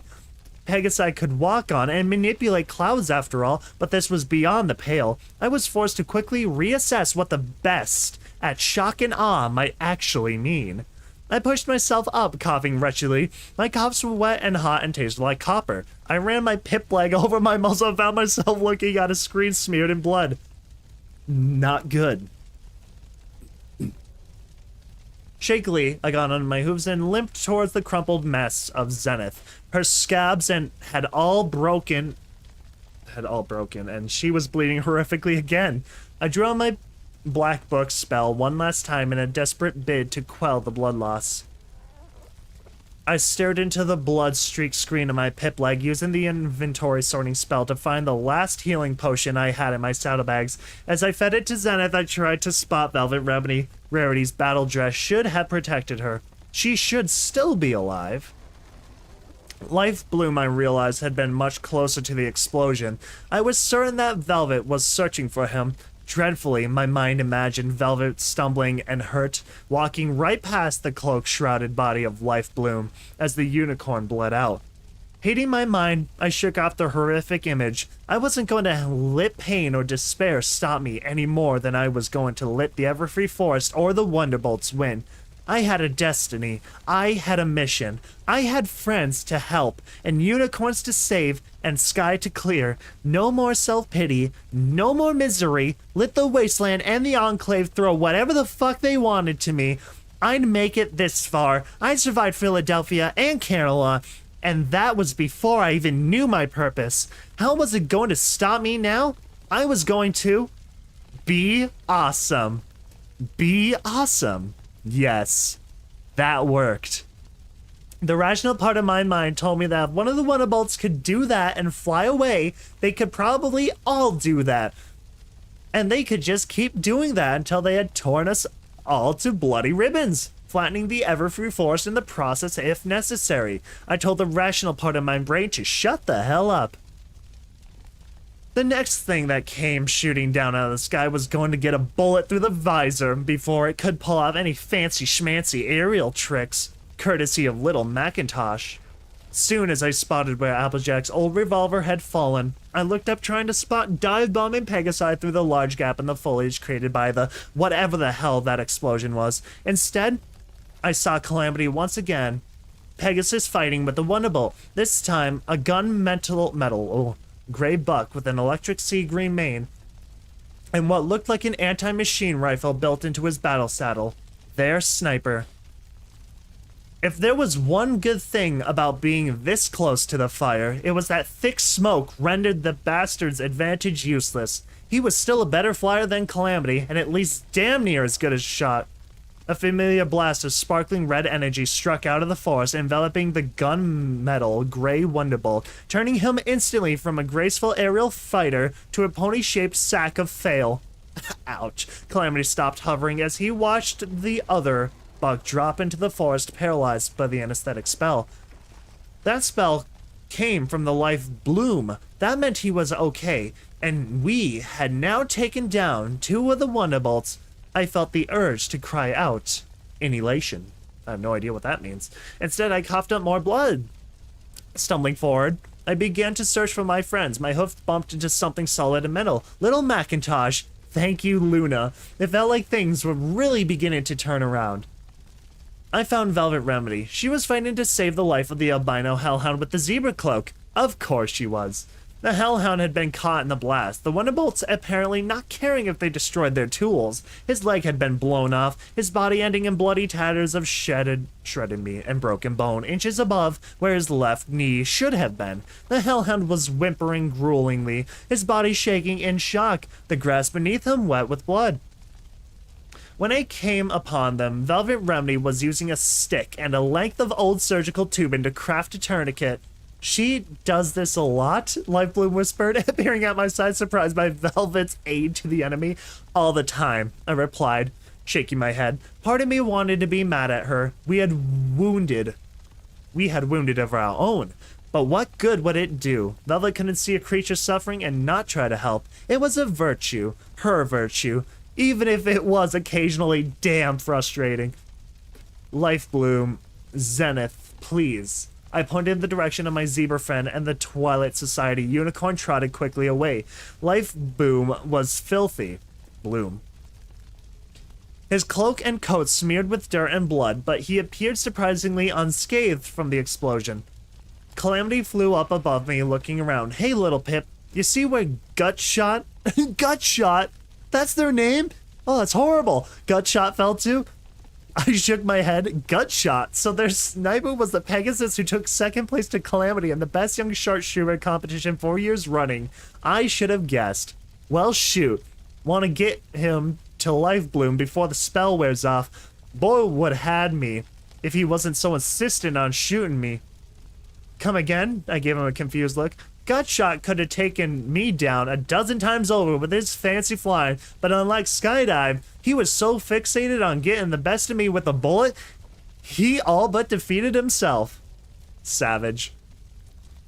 I frowned as Calamity flew off, continuing his search. They didn't sound like the sort of rivalry that was going to be fixed with a memory spell. I dragged myself back to Zenith and the miraculously healthy Lifebloom.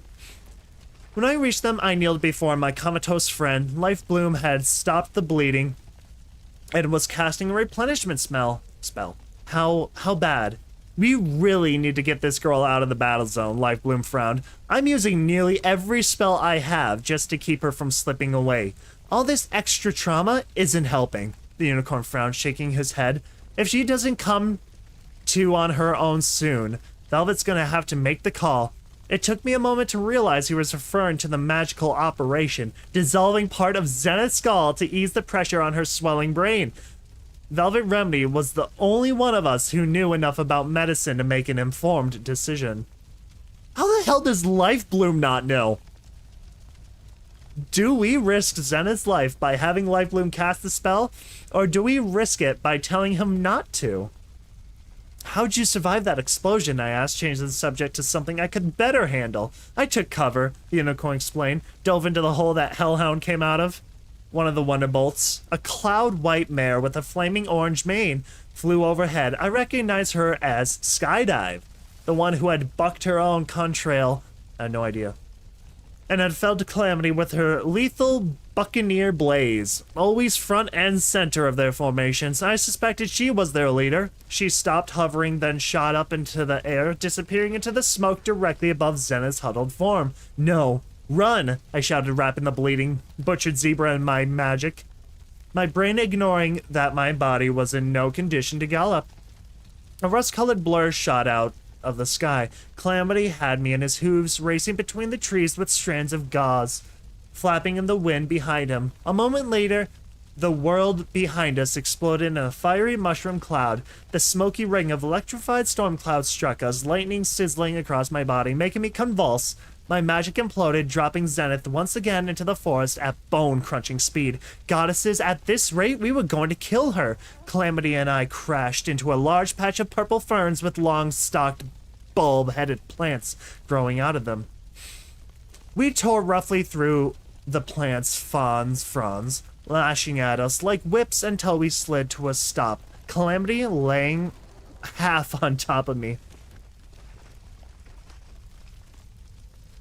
I coughed, blood sprawling on the ferns and grass. My body felt torn up inside. My EFS was sending me severe internal injury warnings. The plant stalk's bulbs, each of the size of the stallion's head, languidly swiveled down towards us. A magical barrier washed over us a split second before those bulbs broke open, hosing us with clouds of dusty plant matter spores. I turned to see Velvet Remedy charging towards us, her horn glowing, her shield having saved us from goddess knew what horror.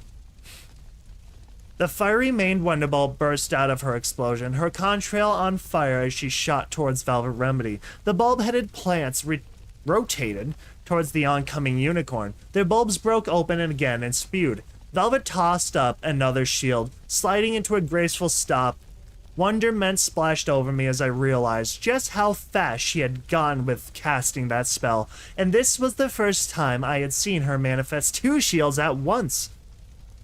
My mayor's got skills, Calamity grinned, echoing my thoughts as he lay half on top of me, recovering from the brief electrocution. I pushed him off, looking about, hoping that Zenith had either landed far from the spraying plants, or that Velvet's spell had protected her too.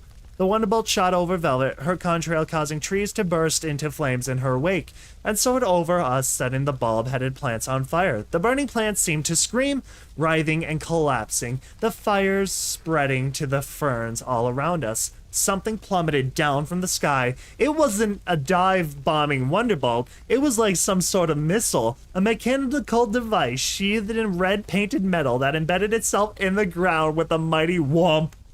No way they just dropped a freaking warhead on them. Calamity grabbed me again, flying us out of the bed of ferns, being slowly consumed by fire. He coughed as he inhaled the acrid black smoke bellowing up from them, and the little pony in my head recalled earlier fears of dangers in the ever-free smoke. As we landed again, I began to heave, coughing up blood in large, wet splotches. Damn it, little Pip, Calamity scolded. Fishing out a healing potion, I downed the potion, feeling the warmth of its magic spread through me. There was a slight hint of peaches and alcohol, telling me that Calamity had purchased this bottle from Candy in New Appaloosa. As the potion started to work, I quickly felt less gruesome inside. The 3 remaining Wonderbolts flew up, staring down at the strange intruder into our battle. A plate on the missile slid open. A strange-looking turret with a diamond embedded in the barrel slid out. It turned, aiming up at the sky thick with smoke. Velvet Remedy screamed. I threw a questioning scowl, assuming that something about the mysterious missile had set her off, and did a double take of horror. The tree next to her had been set ablaze by the Wonderbolt's fire contrail. Licking flames spreading through its branches, burning leaves falling about her. But that wasn't what had horrified her. The tree was one of those wrapped in grotesque, bulging patches of blackish moss, and one of those patches, roughly the size and vaguely the shape of a pony, was ripping itself off of the tree. Hold on a sec. I need a drink break from frickin' reading that crud. Oh my god.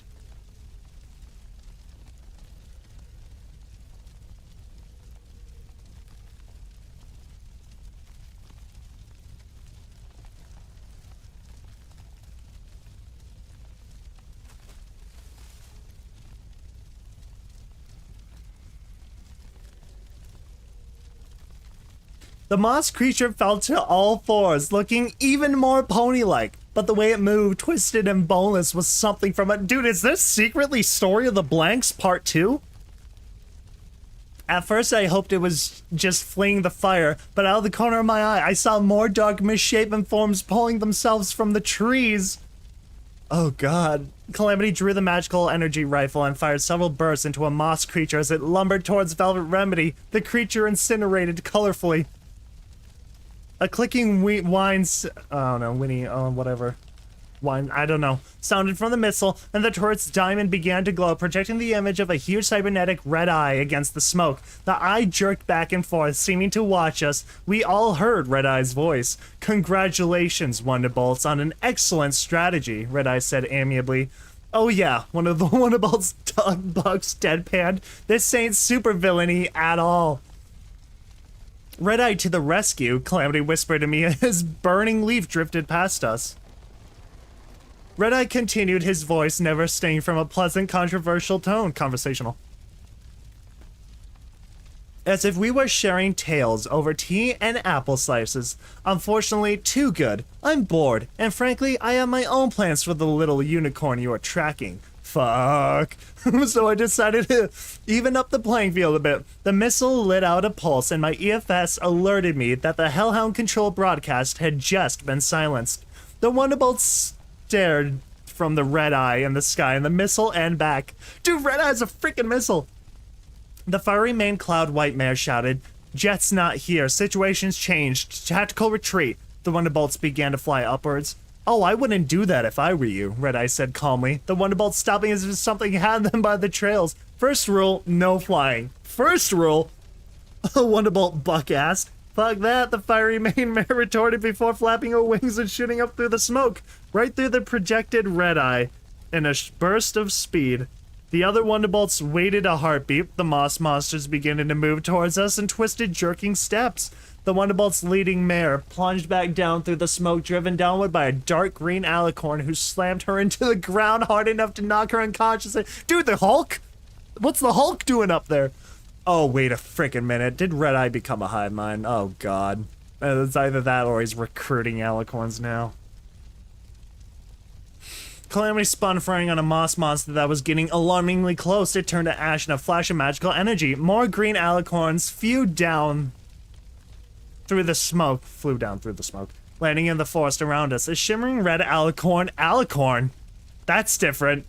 Red alicorn shields swept overhead, forming between them, trapping us and Wonderbolts inside. I suddenly felt I was back in the pit. I'm not sensing a whole lot of rescuing in this rescue, Calamity muttered as he checked the load on the magical energy rifle. The moss monsters were unlikely to be vulnerable to bullets. Something fluttered against my thoughts like a bat. I turned about to see the alicorns inside the shield, standing over the fallen body of the Wonderbolt's leader, her eyes burrowing into me. I felt her in my mind. The intrusion was intimate and unwanted. You are the one Red Eye wants. Her voice was royal and powerful in my head. Well, I thought back, he can't have me. We shall see. In an instant, her voice was joined by a dozen others, all whispering in my head at once, flooding my thoughts with their voices. They were all green, the daughters of Gestalt and Mosaic. As the tide of voices mounted into a tsunami, I wondered if the Green's natural telepathy made them more stable, more capable of coping with the loss of their tricksy goddess, or less. I fought to hear myself think, what were they doing? And why were they helping Red Eye? What did the alicorns get out of this? What had he promised them? Males, the voice responded, reading my thoughts. Continuation. Oh, God. Oh, God. They want to reproduce. Oh, it's all ogre. Oh, clever, Stella. The sea of voices increased. They're doing this just so they can get frisky. I hate it. What a hell of a plot.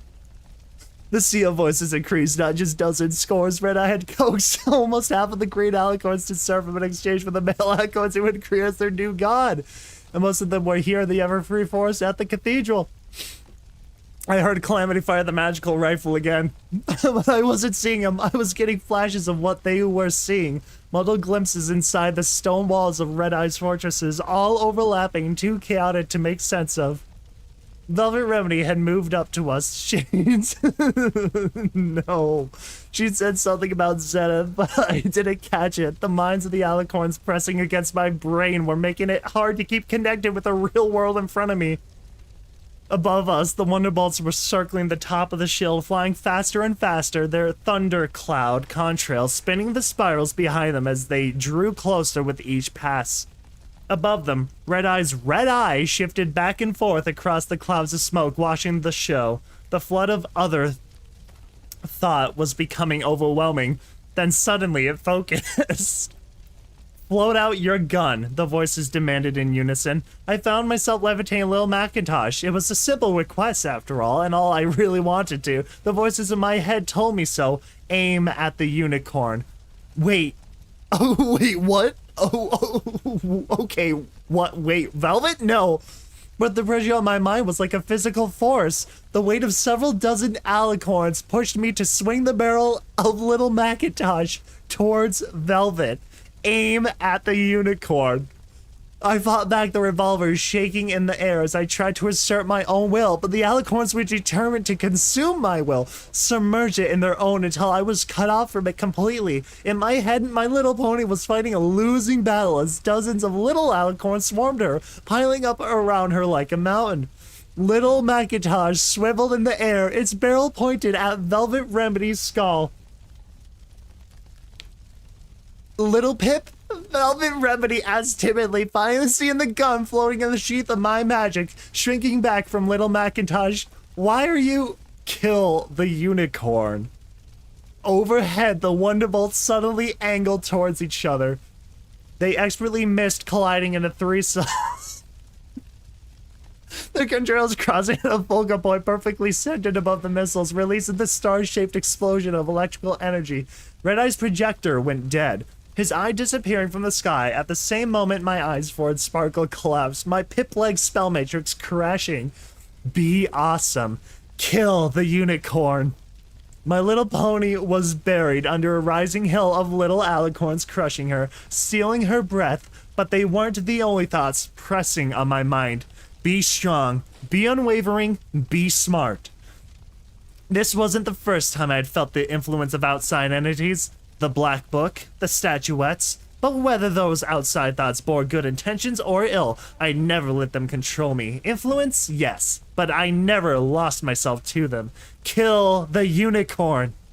The mountain of little alicorns filling my head blew apart, their influence scattering as my little mental pony gave them all a mighty buck. Nope. I pulled little Macintosh away from Velvet Remedy, firing instead at the alicorn inside the shield. Not gonna happen. Blam, blam, blam, blam, blam, blam. The alicorn was dead by the second shot, but I didn't stop until I had completely unloaded the weapon. Turns out, if you pour enough bullets into a creature's brain, it really is almost like a decapitation. Makes sense. Besides me, Velvet Remedy looked shocked. She was trembling. No, wait, that was me. The alicorn's minds were still in my head, but they were quieter now. One by one, they slipped away from me. The very last left a stray thought behind. Tell Red Eye she passed. The intensity of my trembling jumped an order of magnitude. My mind filled with violation, pain, and rage. Lowered my head, spitting at the ground. I let out a primal scream. Uh-oh. Little Pip is gone down the warpath.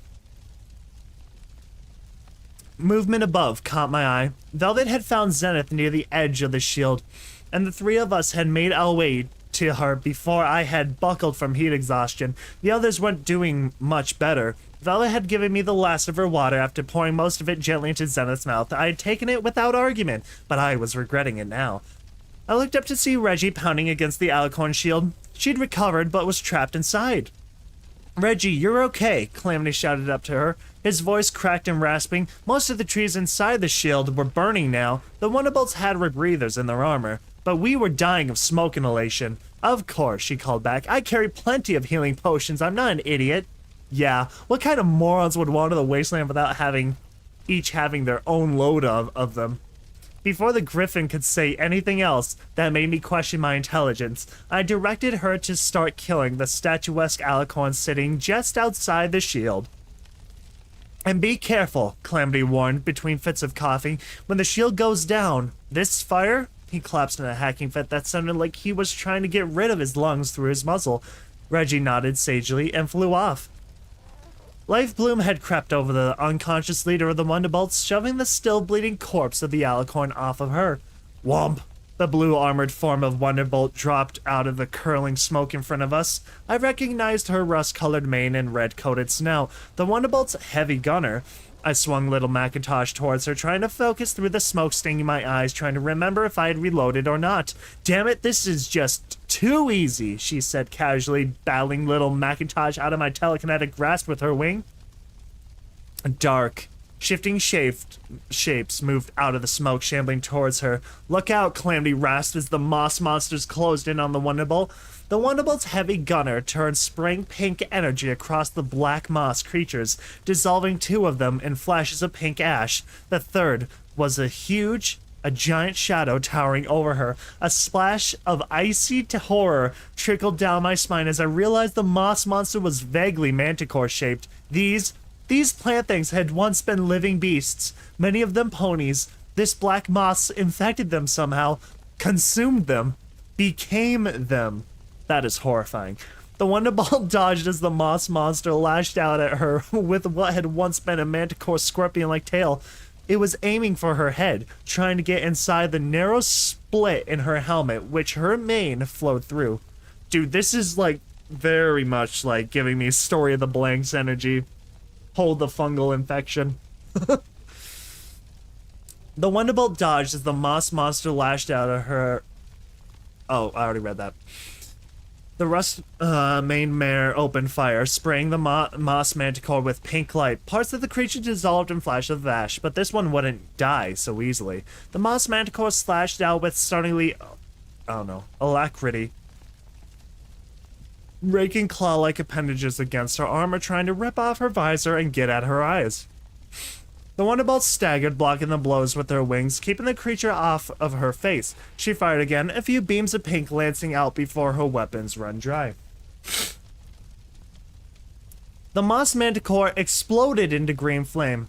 The Wonderbolt stumbled back towards us and was hit by Velvet Remedy's anesthetic spell before she could speak, much less reload.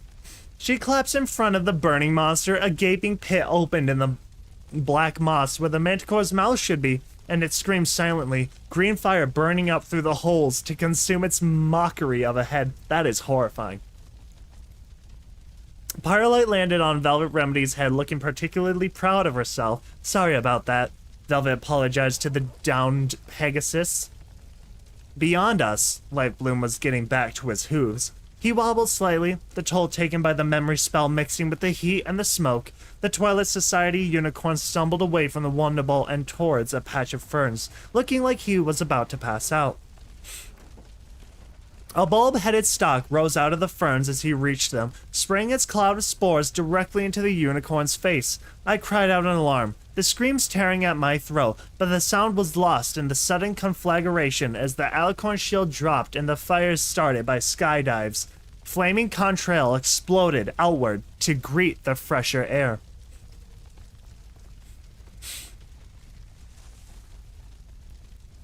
Oh, alright. Well, they managed to get away from the fires. Hold on.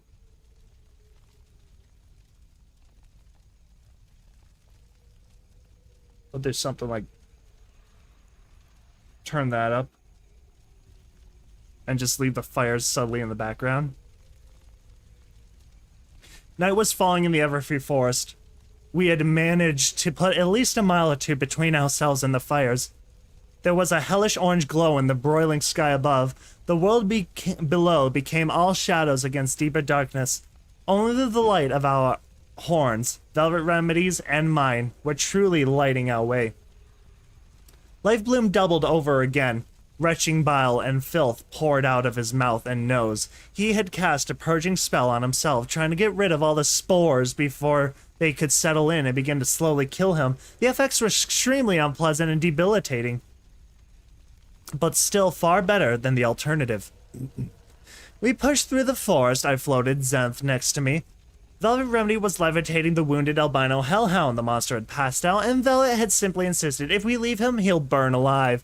Calamity had insisted he be bound, and Velvet had at least relented on that. I wasn't sure how much good bindings would do on a huge monster with long armor-slicing claws.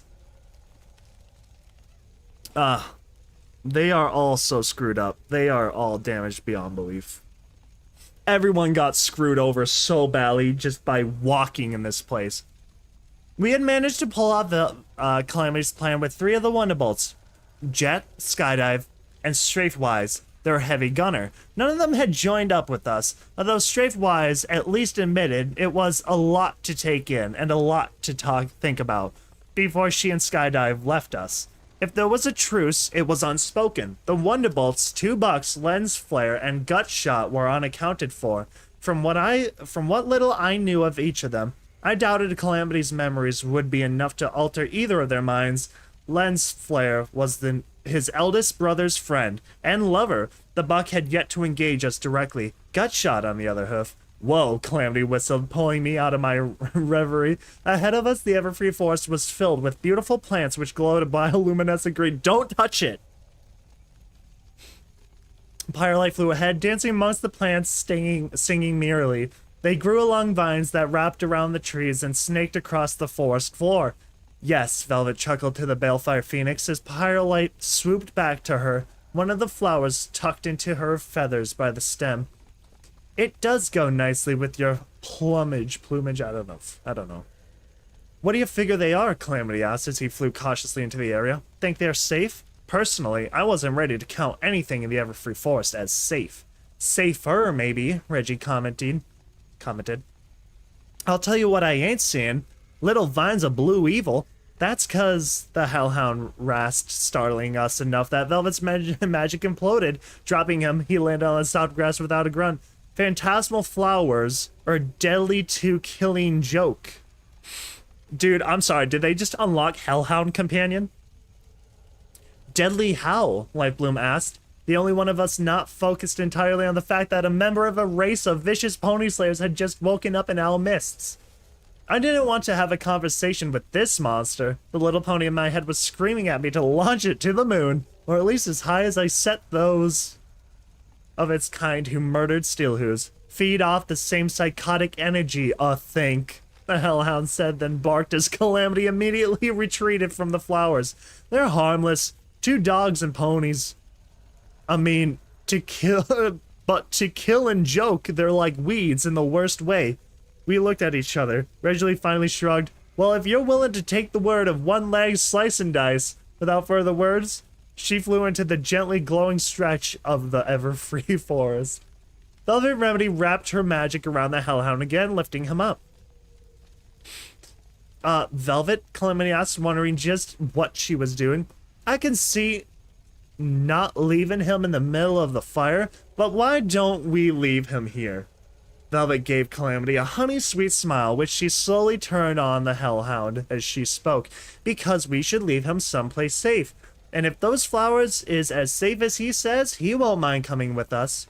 Pony, the hellhound started, addressing Velvet as she floated him back off the ground. He was still bound, but I couldn't help but notice he hadn't really tested his restraints yet.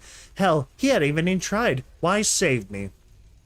Velvet Remedy replied without even having to think. Because you were hurt. Ponies don't heal, the hellhound counted. Ponies kill, destroy, take. Strange, Velvet retorted. That's what ponies say about hellhounds. Wonderful. Why don't we just poke the hellhound with a stick? Hey, Reggie called back to us, having gone a bit ahead. There's something up ahead. Moving forward beneath the glowing orange sky, we discovered a hollowed-out tree, almost as gnarled and twisted as Fluttershy, draped in thick vines and glowing with hundreds of phantasmal flowers. At the foot of the tree, littered amongst its contorted roots, were ancient and fearsome wooden masks, carved in faces that looked demonic. Dude, they got Sakura's hut? Strange bottles and flasks hung from the branches along with wind chimes made of bones with phantasmal flowers, spread out from the trees like ripples with a stone dropped in a lake. Wait, be smart. I'd seen this before. Places like this in a dream. Shelter? Lightbloom suggested hopefully. Or death trap. I'll let it go either way. Drink, Velvet Remedy commanded with her usual bedside manner, as she lifted the bottle of the albino hellhound's muscle up to. If you're waiting for sparkling water, you'll die of dehydration first. The hollowed tree was a refuge, a home crafted by zebra magic. The bottled brew had come from the refrigerator. Most of what was in the fridge had succumbed to mold, although not of the black and ambulatory kind. Only a few bottles remained unbroken and theoretically safe. Look, I'll take a sip first, if it helps. Calamity gazed at the glowing green flowers whose vines embraced the ancient zebra home almost as much inside as out. Snaking out... oh my god. Oh, we're reaching that point where I'm starting to die. All the decaying furniture and hanging from the ceiling, beautiful and serenely eerie. There was an old terminal long dead amongst the rotting boards that had once been a desk, or possibly a bureau. What? Bureau? I don't know. The spark battery still had some magic left, and I was hoping I could jury-rig a way to reboot my pip leg from the remains of the Arcanotech device. So what all do you know about these are phantasmal flowers? Calamity asked Velvet Remedy. Hissed at him, eyes narrowed. Talking hellhounds weren't drinking hellhounds. What? Zebra plants used to make powders to conjure up frightful illusions, the hellhound told us. Never could get that to work ourselves. But mash them up just right and they make a fine gluey beast. Oh god, dude, I'm gonna make him sound like an orc. He grinned, showing lots of very sharp teeth. Slather it on a sawhorse covered in Brahmin skins and jerk it around those strings like a puppet and watch the pony scream and run for the headless horse. Oh god, why would you do that, Velvet Remedy asked. Why would anyone be scared of that, Reggie wondered. The Hellhound grinned again. 'Cause ponies are stupid. That was bad. That was bad. I can do better. We all glowered at him, except for Reggie, who was too busy snickering. Calamity muttered something about the stupidity of saving him, earning another dark look from Velvet. Finally, the Hellhound offered, not all dogs want to kill ponies. Most do. Oh, it's the guy. But some of us want to be left alone. Scowling, he told us. Alphas wanted war with the old ponies and with new ponies. I can't hold it right now. It's too much. It hurts. And with the goddesses, so we left Maripony. It's so fun to do, though. Made our own home, made ghosts and the headless horse to scare ponies away. Well, better than having them shoot at us. That is, till you ponies flew up in one of our big black cloud boats and dropped that damn antenna in our yard. Made us all sit still while you put those damned helmets on us, make us go where you want, kill who you want. My hoof hit my face. Perfect. The one group of hellhounds in the entire damned wasteland that might be friendly, and the Enclave went in and fucked with their heads. All that barkling saw that old dog might have the best eyes in the wasteland, but he's old and senile, and best of all, stone deaf. Took out a mess of you ponies with a sniper rifle already, but he's still back at the farm shooting anything pony-shaped that pokes its head out. Well, that would be why the Wonderbolts used the Hope solar array to hide in rather than the farm itself. Why doesn't he just shoot at the broadcasting array? I asked as I tried futilely to make the terminal do something useful. The albino hellhound scowled at me. What part of deaf and senile you don't get? Ouch, Reggie whispered. I tossed aside my work with the terminal in frustration, turning instead to a lock chest in the corner of the zebra home. It was metal and looked out of place with the rest of the aged hatted decor, and unlike the terminal, I knew how to make the lock do what I wanted it to. Out of nostalgia, I floated out a bobby pin and my screwdriver. Velvet once again pestered the hellhound to drink. I began to suspect his refusal was more a game of piss off the pony to him than born of any actual concern about the contents. Velvet, Light Bloom said, gently putting a hoof on her shoulder, we need to talk about Zenith. Uh-oh, it's time. She hasn't woken up yet. The swelling is getting worse. If I'm going to use my trepanation spell, I should do it now. The lock yielded to me without a fight. I lifted open the chest looking inside, a stone plate with a carved inscription, an old audio recording, and an oddly hued hunk of pock-marked rock. Everything else in the chest was decayed into slime and dust. The inscription on the stone was in an archaic pony script, like zebra glyphs, but using symbols, including horns, lightning bolts, horseshoes, and unicorn busts. I had no idea what it said. Reggie looked over my shoulder, then called back, Hey, any of you know how to read pretentious? I snorted, quite sure that wasn't the proper name of the language. Nope, Calamity said succinctly. Suck in neck. I had no idea. Life Bloom and Velvet Remedy strode up to look. When the five are present, a spark will cause the sixth to be revealed. Life Bloom read. It's talking about the elements of harmony, he said. A slight variation on passage from the elements of harmony. A reference guide, probably the original. From the looks of this stone, this plate was part of the Castle of the Sisters. Then what's it doing here? I took a closer look at the chest, searching until I found the gear-shaped Stabletech logo stamped onto the bottom corner. Stabletech built a stable under the ruins of that castle, I mused. They must have torn quite a bit of it up to do so. I floated out the audio recording, wishing my pip leg worked, or at least the terminal. What a bold place to build a stable. Honestly, really bold. It's none of you have a particular need for that stone. The Twilight Society would appreciate the right to claim it. Lifebloom said before he and Velvet Remedy returned to discussing Zenith. Huh.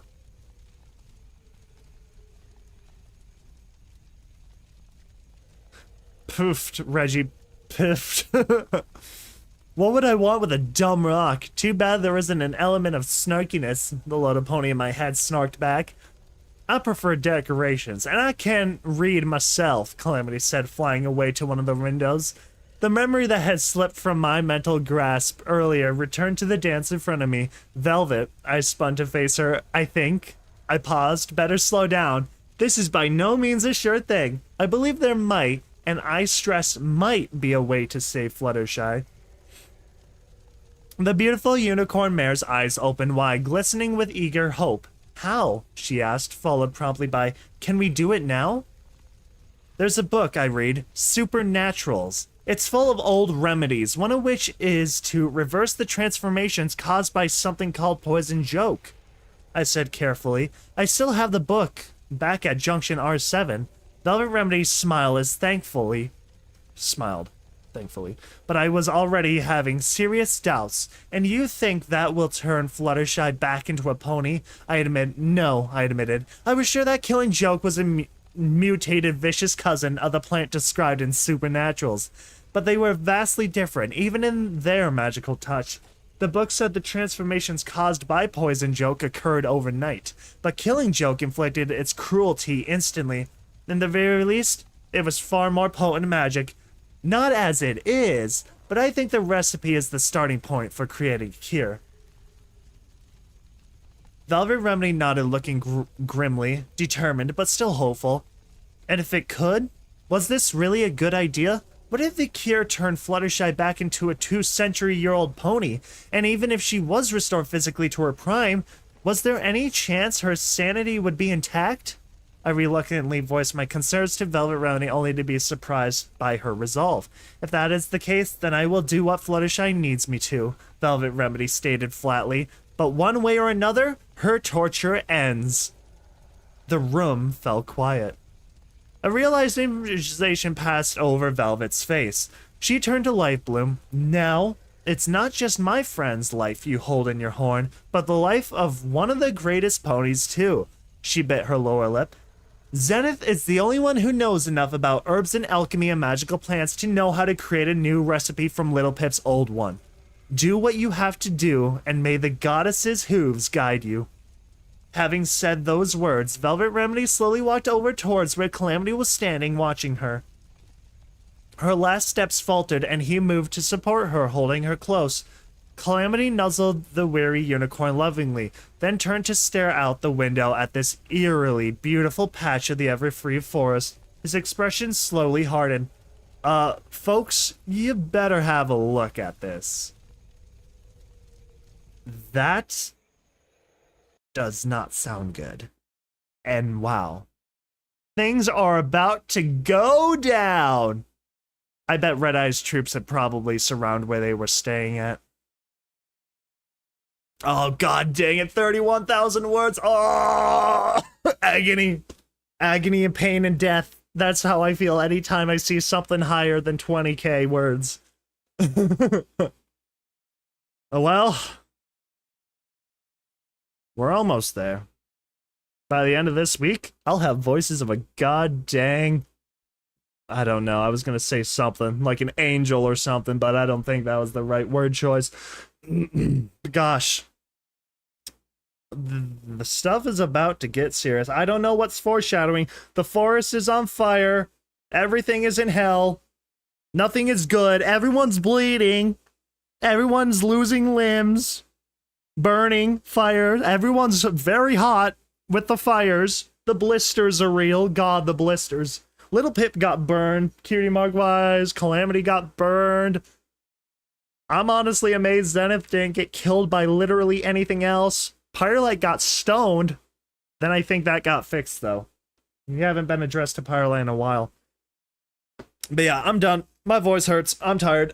Actually, no, I'm not really tired. My voice hurts, though. But, yeah. So thank you folks so much for watching, and I will be sure to catch you folks in the next one.